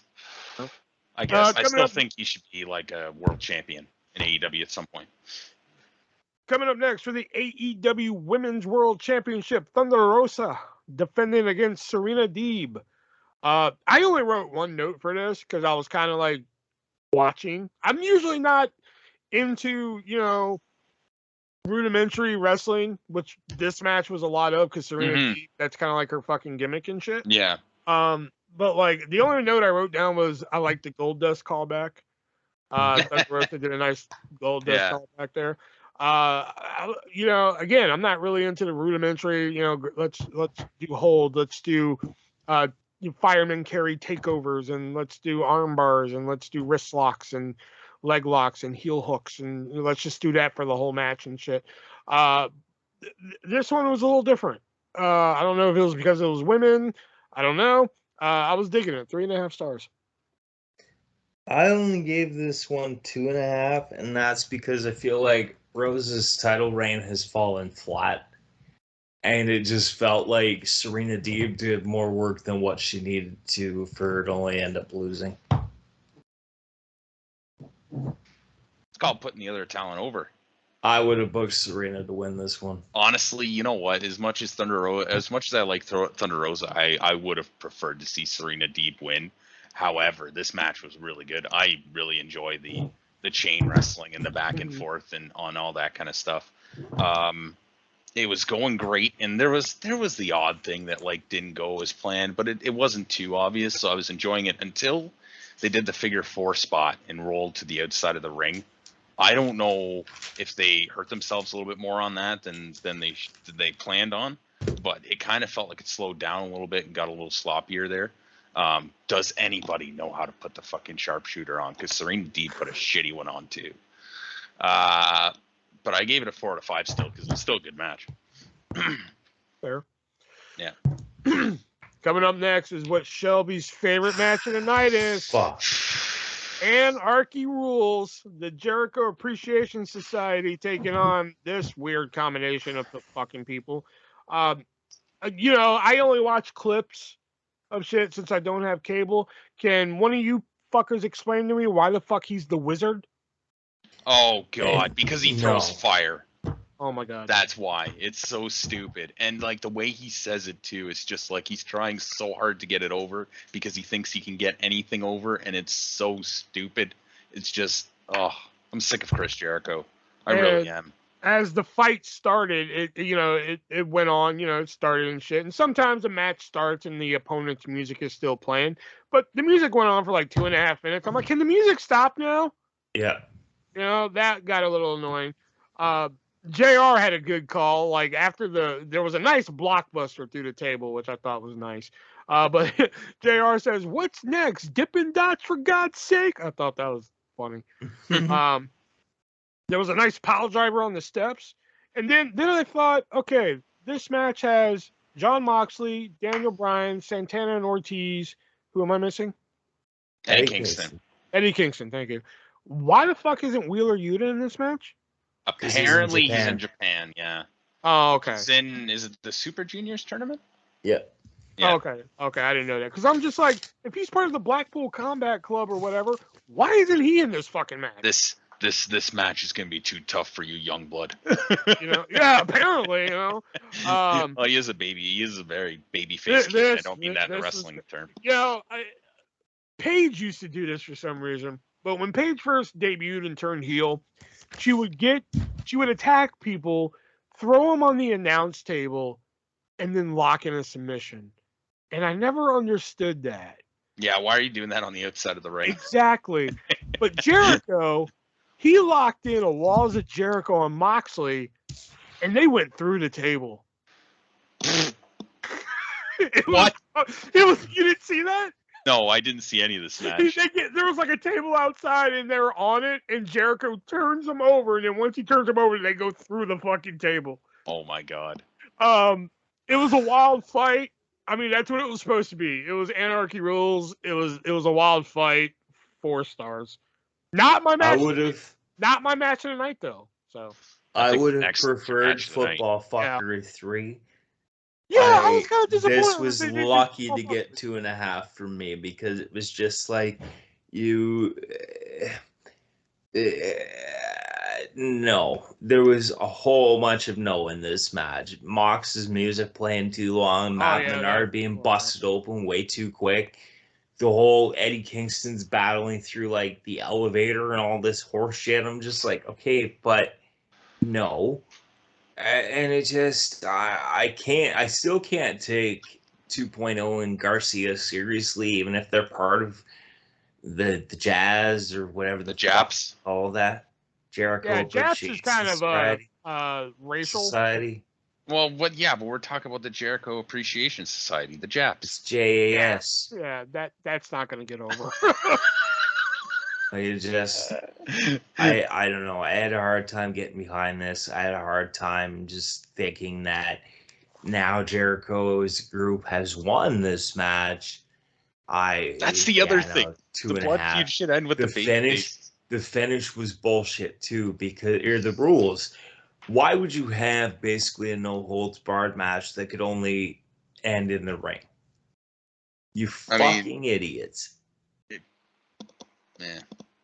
You know what? I'm not even going to argue it because it got to the point where the Japs were heading out into the crowd to start the fight. Stop saying Japs like it's a thing. And I said, fuck it. And I skipped to the finish and I gave it a 0 out of 5. Cool. Yeah. Look at my surprise face. Yeah, I can't see it. Yeah, well, trust me, it's not surprise. I mean, like, because, like, but okay, here's the thing. I get it. I get, when it comes to fucking weapon-filled matches, I get it. But, like, when it's expected, it just... I can get it if it's like, okay, we're going to have a one-on-one singles match, and then all of a sudden they whip out chairs and gasoline and fucking take off the top rope and shit. And then I can probably understand why you'd be frustrated. But when it's a match that clearly says, Anarchy Rules match, why are you so fucking disappointed when it comes to shit like this? Because Anarchy Rules should not have meant that they could only win in the ring, first of all. Okay, one, I wasn't asking you. Second of all, they're way too damn tame for Anarchy. Fuck, Spring Stadium, your Stadium Football Fuckery 1 was more violent than that was. Okay, now that we've heard from Nick, I would like to hear from the person I actually asked the question to. There's too much obvious setup and cooperation in these kind of matches. They're setting up tables for the point of putting another person through the table. How do you buy into the fact that they're, just laying on that table forever to wait for somebody to jump into it? There's no fucking way this is legit. That's why I don't like these kind of matches. I can't buy into them because I can't believe it should have been Football Fuckery 3. I was kind of disappointed that they didn't do Football Fuckery 3, though. I was kind of disappointed. All right, coming up next is a triple threat, or three-way, as they called it. Three-way tag team title match. Jurassic Express, no longer Jurassic Express, apparently. They're now just Jungle Boy and Luchasaurus. Because notice how they didn't build them as Jurassic Express. Did y'all notice that? I honestly wrote them down as Jungle Express because I forgot what their fucking name was. Okay. They call them everything at this point. Jungle Express, Jurassic Express. Hold the world tag team titles. Taking on Swerve in their glory, which... Ugh. Hey, think of a tag team name for Swerve and Keith Lee. Something like Swerve in their glory, okay? I'll be right back. Everybody okay with Swerve in their glory?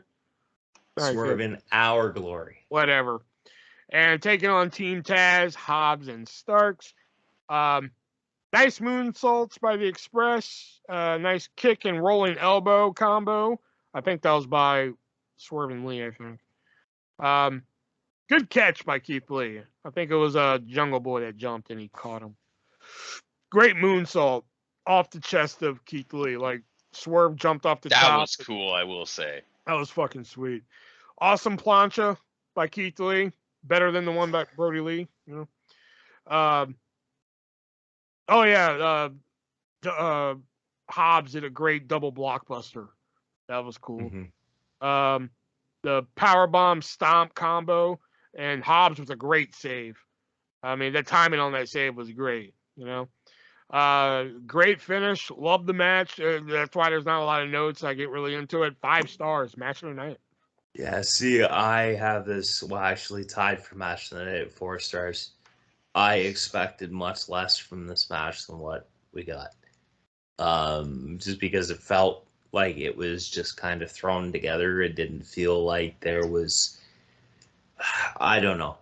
It didn't feel like Jurassic Express really was threatened by Team Taz and Swerve and Keith Lee, even though it was the story. Like, it just felt like, okay, this is just we need the tag titles on pay-per-view. But then I watched it, I'm like, okay, this was pretty good. I thought that Starks complimented Jungle Boy well. I thought that Starks complimented Swerve well. Like, the combinations were all good. The double team finish was great. The double team leading up to the finish from Swerve and Lee was good. The powerbomb combo, whatever, from the top rope. So yeah, 4 stars, tied for match of the night. What did you think, Shelby? I will start off by giving a positive. Wow. I liked Starks going across the top rope, holding Jungle Boy's hand and pandering to the crowd, and Jungle Boy getting the advantage on him and doing the Michael Jackson shit. Yeah, nutting him over the top rope. That was really cool. Like I said, I did like the weird Keith Lee bounce off fucking moonsault thing. That was cool. However, there we go. Match starts with a jump start to the floor. Keith Lee is standing on the ring, or not on the ring, sorry, on the floor instead of on the apron while the match is going on, instead of being ready for his tag.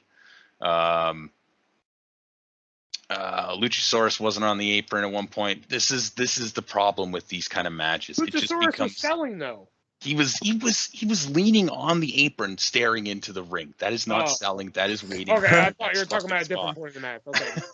But that's the thing, though. These guys don't really sell. To sell, you have to be in the ring. People have to see the pain in your face. If you just disappear, they forget about you. What's going on? He's just gone. Where'd he go? I don't know.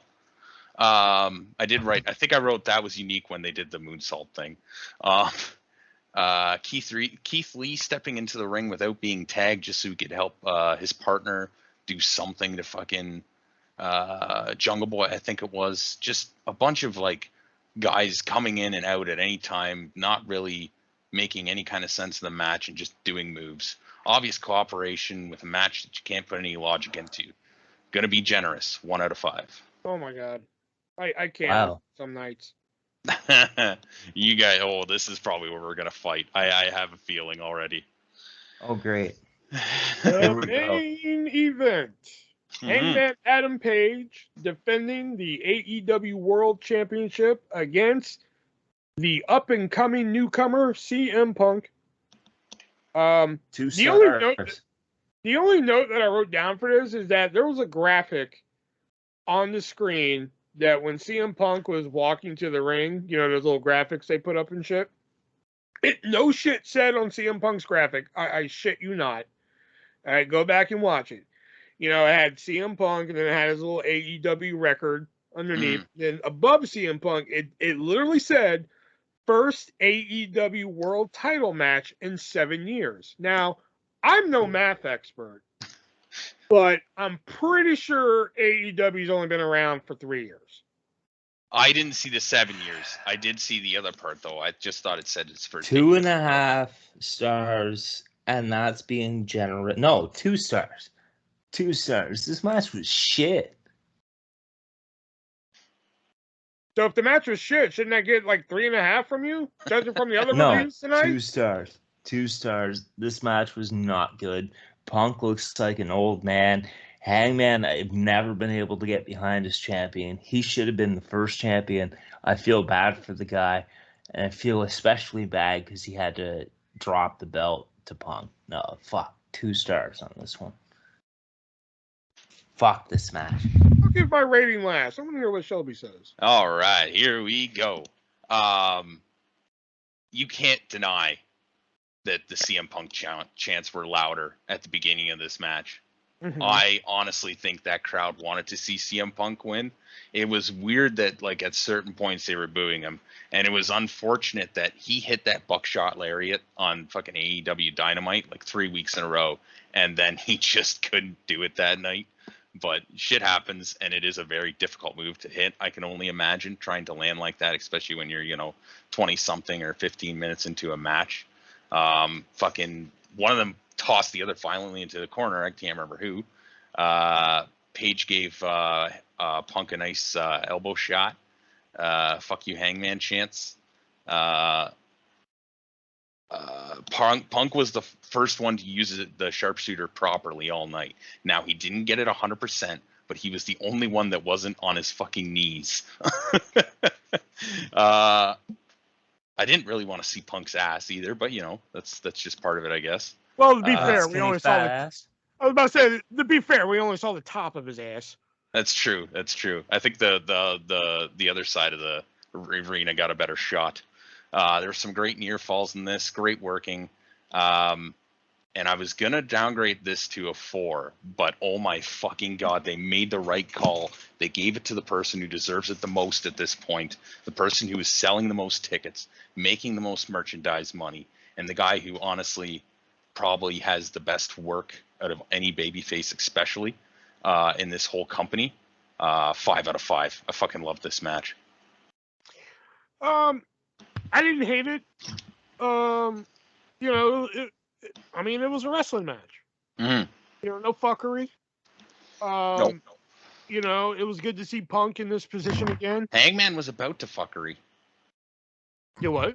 Hangman was about to fuckery. Yeah, didn't he pick up the belt at one point in debate? Yeah, he picked up the belt near the end of the match, which I think is how they're gonna give him his out, so to speak. Yeah. So there wasn't any fuckery, even though there was attempted fuckery.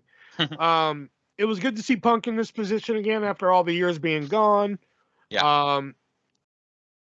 Good that you loved it. I didn't love it. I think it could have been better. Okay, fair enough. Punk is getting older. The window on his wrestling days are, sadly closing because he did take a 7-year break there. Yeah. So I gave it 3.5 just because, Punk winning, that was a cool moment to see. Oh, 100%. Who would ever thought 7 years ago when he walked out of WWE and that we'd ever see him hold a world championship again? Yeah. So that was a cool moment to see. I give it 3.5. And Tony Khan made AEW for guys like CM Punk. Like there are a lot of people out there that seem to think that Punk doesn't respect AEW, but I find that hard to believe.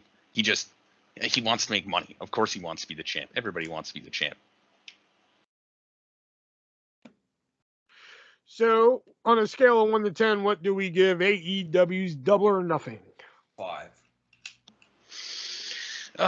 With the shitty matches, but the fact that they put Punk over, and there were some good matches, I gave it a 7. I go 6 because a lot of the matches to me were just meh. A lot of them were just middle of the road. There were some bright moments there, like for what it was. Anarchy Rules was just fun. A bunch of people just beating the shit out of each other. Yeah, that's a good time. The tag team match, the 3-way, that was great. Seeing CM Punk win another world title, awesome. The 6-man match, the good one, not the fucking mixed one. So yeah, I'm gonna give it a 6 only because some of the matches I was like Adam Cole and fucking Samoa Joe. Fuck that match.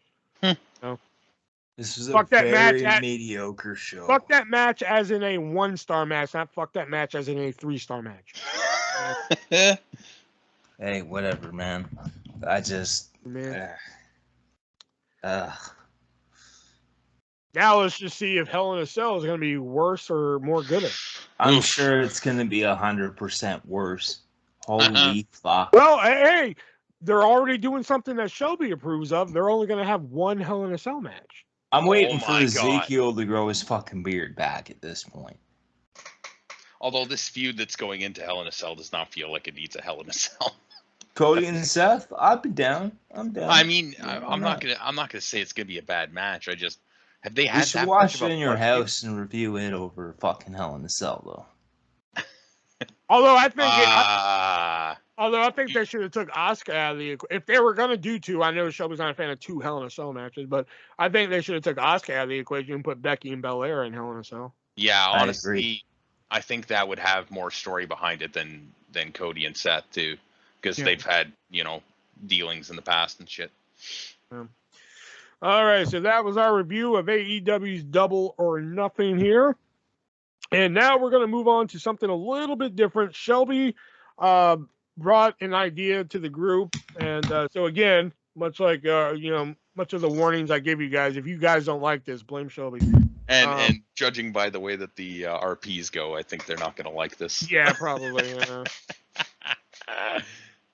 So explain to them what we're doing here. All right, so we are doing Guess the Pay-Per-View Event. If any of you actually listen to the Jim Cornette podcast, they started recently doing Guess the Program, where Brian Last reads out a program from like the 50s or 60s or 40s or whatever, and Jim Cornette has to guess what town or territory it happened in what year. So the way we're going to do this, because we don't know anything about that shit, and I don't have programs, so we're going to do basically pay-per-views. So from, say Starrcade 83 was probably one of the first known pay-per-views that any of us have ever seen, to recent day. And I'm going to pick three, and these guys are going to try and guess which pay-per-view just by the card rundown. And I am not going to give specific title matches. However, I will likely give you that it was for a title. So if it was for, say, the WWE Championship, I'm not going to tell you it was for that title, but I will tell you that it was a title match. So without further ado, guess the pay-per-view name and the year as well. First card here is going to be a dark match. Montel Vontavious Porter versus Chavo Guerrero. And you can start guessing at any time. The second match, the beginning of the event, Daniel Bryan versus Dolph Ziggler in a submission match. Or sorry, not in a submission match. Yeah, never mind. Wait, was that the one where they had 2010? Sorry? Fatal 4-Way 2010. You got the year.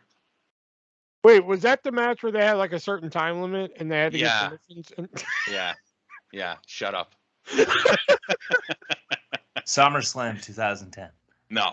Money in the Bank. No. Next match, the Nexus of David Otunga and John Cena versus Cody Rhodes and Drew McIntyre. For a championship. Hell in a Cell 2010. Nope. No Mercy 2010. Nope. Next match, Ted DiBiase versus Goldust. Bragging Rights 2010. That's right, Bragging Rights Damn 2010. On the rest of that card, we had Layla defeating Natalya for the Divas Championship, Kane defeating The Undertaker in a Buried Alive match for the World Heavyweight Championship. I fucking saw this pay-per-view and I forgot. Team SmackDown of Alberto Del Rio, Big Show, Edge, Jack Swagger, Kofi Kingston, Rey Mysterio, and Tyler Rex with Hornswoggle defeated Team Raw of CM Punk, Ezekiel Jackson, John Morrison, The Miz, R-Truth, Santino Marella, and Sheamus with Alex Riley. Awful teams. Tyler fucking Rex? Are you shitting me? And the main event was for the WWE Championship. Wade Barrett with John Cena defeated Randy Orton by disqualification. All right, so Will gets the first one. Are we keeping score on this? I guess we can if we make this a regular segment. I guess. Did you want to keep score? I'll do it. Hold on, let me get it. Dick. All right. One for me. Okay. All right. Second event begins. There's no dark match on this card. The first match is Mighty Thor versus El Cubano. Second match, the Fabulous Freebirds versus the Young Pistols. Oh, fuck. for a championship. Third match, Dan Spivey versus Ricky Morton. Fourth match, Nikita Koloff versus Tommy Rich. Starcade 83. Nope. Starcade 84. Oh, Nope. come on. Fifth match, Dustin Rhodes versus Terrence Taylor with Alexander York and Mr. Hughes. Okay, Alexander York. Okay, so that gives me a clue where we're at. Match 6, Big Josh versus Black Bart. Oh my Match gosh. 7, Oz with the Great Wizard versus Tim Parker. Something in 1990. Great American Bash 1990. Nope. Fuck. Eighth match, Fall Barry Brawl Windham. 1990. Nope. Barry Windham versus Brian Pillman. Ninth match, El Gigante versus Sid Vicious. Fall Brawl 89. Nope. Fall Brawl 91. Nope. Son of a bitch. 10th match, Ron Simmons versus Butch Reed in a steel cage.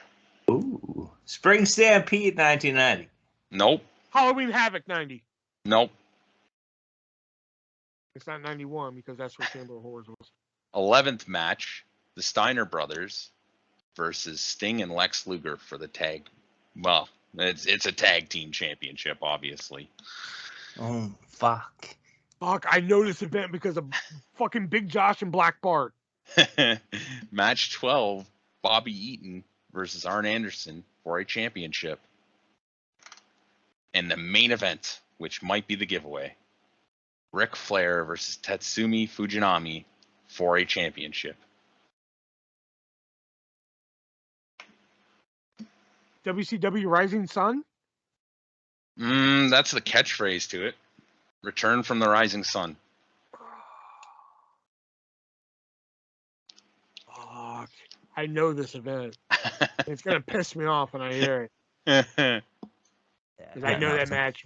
And who did Oz take on? Let me just go back down. Tim Parker. Oz was with the Great Wizard. Yeah. Oh, fuck, I know this event too. Is it Slamboree? Nope. Super Brawl. It is Super Brawl. Super Brawl 1990. No. 91. Super Bowl 91. Super Brawl 91 is correct. Yeah. I'm not sure. I think Will might have said that before you. I'll give us both one then. There you go. All right. Third and final. Matsuo Tanaka versus Balls Mahoney. You mean Masato Tanaka? Yes. I some of the Asian names. Guilty as charged 2000. Nope. Little Guido versus Mikey Whipwreck and Simon Diamond. Heat Wave guess it'd be- 2000. Yes. No, sorry, not Heatwave. November to Remember 2000. No. Fuck. Kid Cash versus C.W. Anderson. Guilty as charged 2000. That's Nope. just said. Nova and Chris Chet versus the Chetty. Baldis and Danny Doring and Roadkill.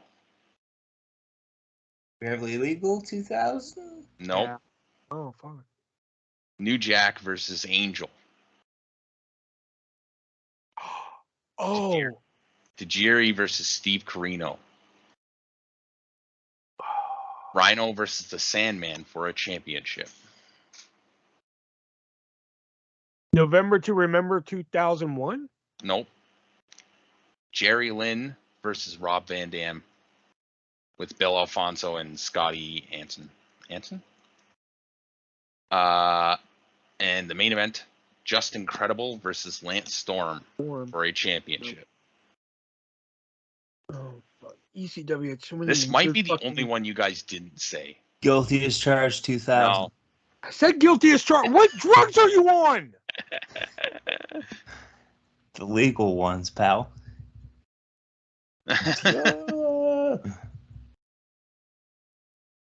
Not Barely Legal. It's not November to Remembers. He's not guilty as charged. Anarchy Rules 2000. Nope. What?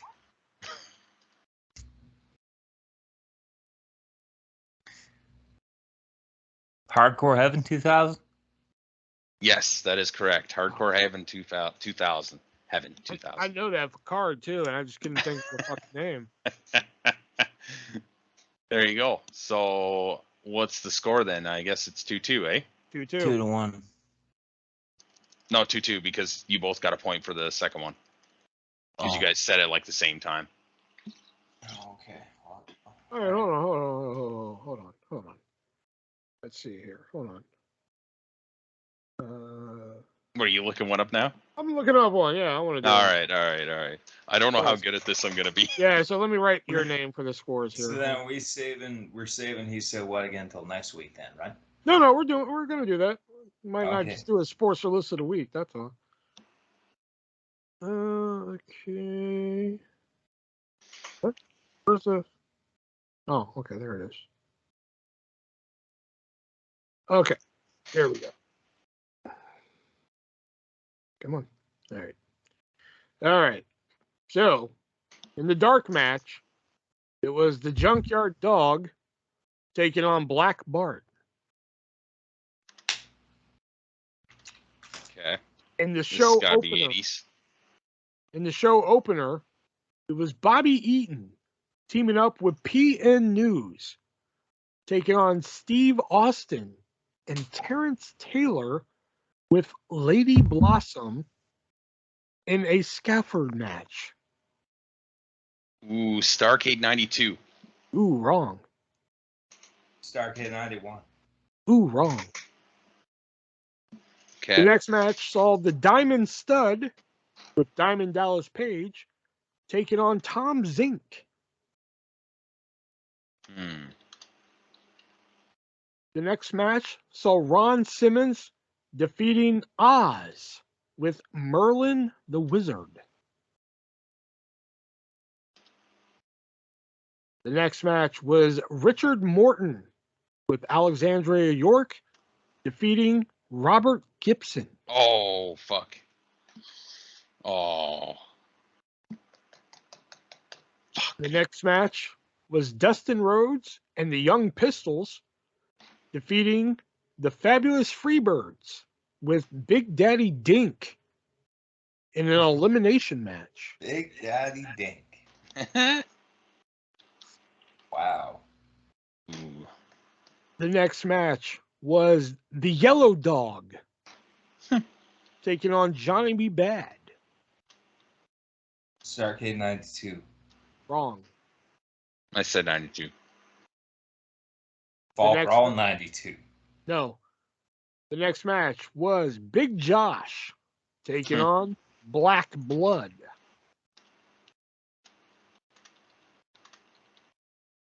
And then and in what was a surefire classic, Elegante taking on One Man Gang with Kevin Sullivan.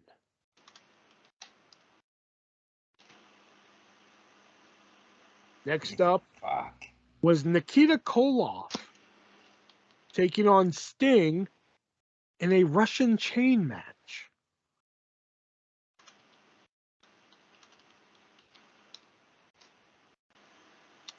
And next up was Lex Luger taking on Barry Windham in a cage match for a championship. Oh, shit. I've seen this match. I know the timeline. This is like right after Flair left. And strangely, that was not the main event. This was the main event. It was Rick Steiner taking on Arn Anderson and Paulie Dangerously in yet another steel cage match. Oh. Flair left in 91, so it's got to be 91. But fucking, when did, because Bobby Eaton's got like a Fall fucking Brawl weird- 91. No. Halloween Eaton's Havoc got a- 91. What'd you say? Halloween Havoc 91. No. Did I say Chamber of Horrors? Bitch, did I say Chamber of Horrors? No. All right, then. Great American Bash. What year? 92.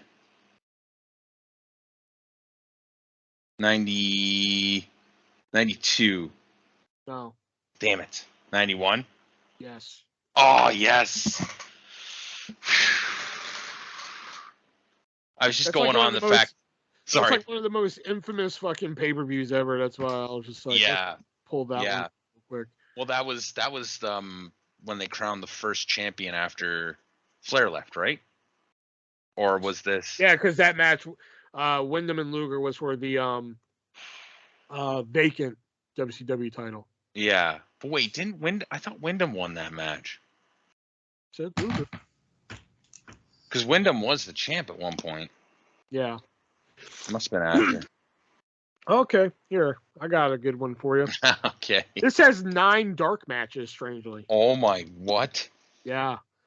So the first dark match was the Harris brothers, Ron and Don, taking on Brian Costello and Brian Donahue. The second dark match, Sir Charles taking on Dale Wolf. WCW Greed 2000. Wrong. The third dark match, Chris Walker taking on Brian Lee. The next one, Chris Chavis taking on J.W. Storm. This next match should give you a time frame. The next match, Greg Valentine taking on the Brooklyn Brawler. The next one, the Nasty Boys taking on the Bushwhackers. Oh. The next one, the Legion of Doom taking on the Rockers. And apparently they did double duty because the Legion of Doom also took on the Natural Disasters. WrestleMania 6. No. WrestleMania 7. And in the final dark match, Ric Flair defeated Roddy Piper. This is fucking strange. Oh, okay, no, but that was only the dark matches. These were only the dark matches. Now we're on the main card. Bret Hart took on Skinner for a championship. Probably the Intercontinental. Although it could be the $1 million. Royal Rumble 91. No. Royal Rumble 92. No. Randy Savage took on Jake Roberts. Royal Rumble 93. No. The British Bulldog took on the Warlord with Harvey Whippleman.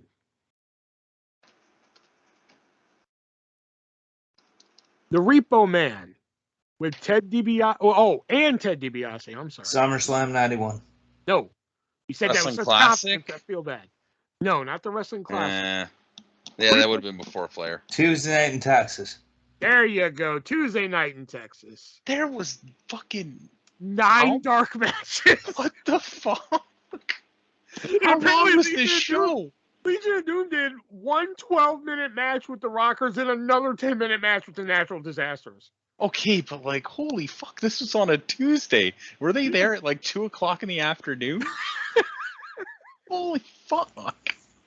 Started at like 8 a.m. and ended at like 7 p.m. When you started with the Harris brothers, I'm like, well, maybe this was some weird pay-per-view in the 2000s. But like, what the fuck is this? Jesus. Right, that's insane. We find one more and we'll move on to... All right.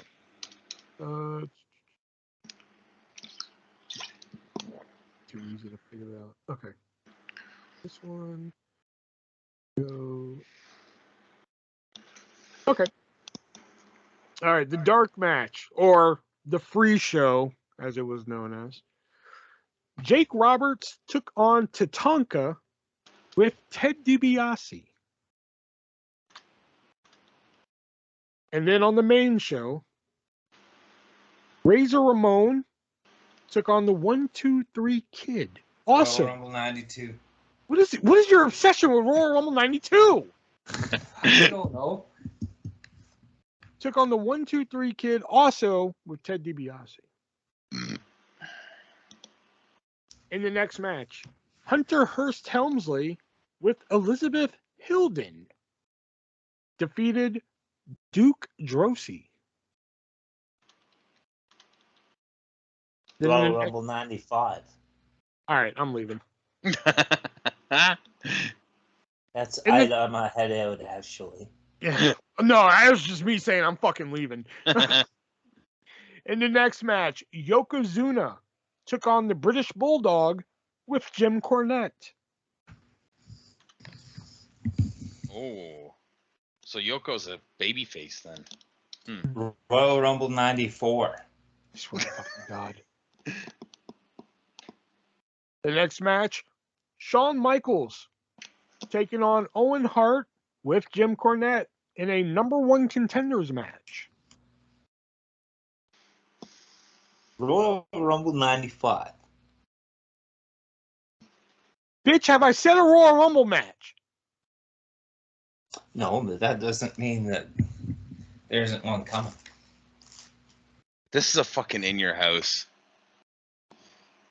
This is gonna be so hard to fucking figure out. The next match, Bret Hart taking on Diesel for a title in a steel cage. SummerSlam 95. No. But wait, that may have been the main event, but there were 3 dark matches. Oh yeah, they did this weird shit on fucking in your houses. I don't know why. The first after show dark match, we saw Ahmed Johnson taking on Isaac Yankem DDS. Then we saw the Godwins with Hillbilly Jim taking on the Body Donnas with Sonny. I paused there because I was trying to think of like a killer thing, but I froze. Yeah. And in the final dark match, The Undertaker with Paul Bear taking on Goldust for a title with Marlena. What? What?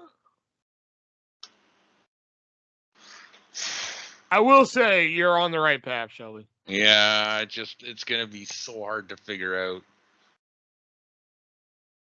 I'll narrow down the search for you. It's one of the first 15. In your house 11. Cool. Which one? In your house 11. No. 12. I regret saying that now. Yeah. In your house 13. No. In your house 7. You have to give me the number and the subtitle. Oh, never mind. Ooh. Just because I knew what he was gonna do. Yeah. In your house 7. Heart attack? Nope. No. Fuck. I haven't watched this one either. Fuck. Because honestly, like, Shawn and Owen sounds good. Bret could always get something out of Diesel. Yoko and British Bulldog, I don't know. I guess Razor 1-2-3 Kid though. Yoko and British Bulldog only went 5 minutes and 5 seconds. Yeah, see, that's what I mean. Yeah. And it ended in disqualification. Yeah, I'd believe it. Give up? Yeah. Yeah, fuck you're in your house bullshit. You were so close. You said in your house 7. It was actually in your house 6. Rage in the Cage. Oh, Rage in the Cage. Rage in the Cage, yeah. See, when you said that about like naming the headline or whatever, I just assumed that 7 was right. That's so hard to fucking figure out. Well, I was gonna say the first 20, but then I was just like, no, let's not. Yeah. Okay, yeah, I didn't realize how much time had gone past. Yeah, we are gonna say he said what for next week. I did not realize that. Sounds good to me. Yeah, I did not realize how much time had passed. Yeah, man. So let's move on to our vintage pick of the week, which is usually a show, a Well, match. hold on. Fact of the week. Oh yeah, Yeah, we fact do of the fact of the week. Yeah, do it. So this week's fact of the week, the character Hugo from the Street Fighter series. So if you know Street Fighter, you know Hugo, he was based on Andre the Giant. Huh. Yeah. Interesting. Yeah, that fact is worth about 3 stars. Thanks, pal.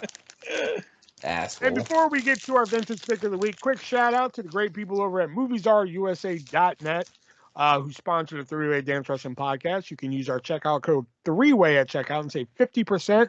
They're starting to release some more wrestling content. You can get WrestleManias 1, 2, and 3 on Blu-ray. You can get Raw 1997 on Blu-ray as well, with more wrestling content to come. Or if you want some other non-wrestling stuff, films to choose from, TV shows to choose from, all for a great price. And if the price just isn't great enough for you, use that checkout code 3-Way, the word, not the number. Use it at checkout. Save 50% on your purchase. Let them know that the 3-Way Dance Wrestling Podcast sent you. All right, so the vintage pick of the week. What do we got for vintage pick of the week? So, my vintage pick of the week, I forget what year this was. Might have been 2020. It was a Raw Talk segment with R-Truth and Shayna Baszler, and they're talking about catering.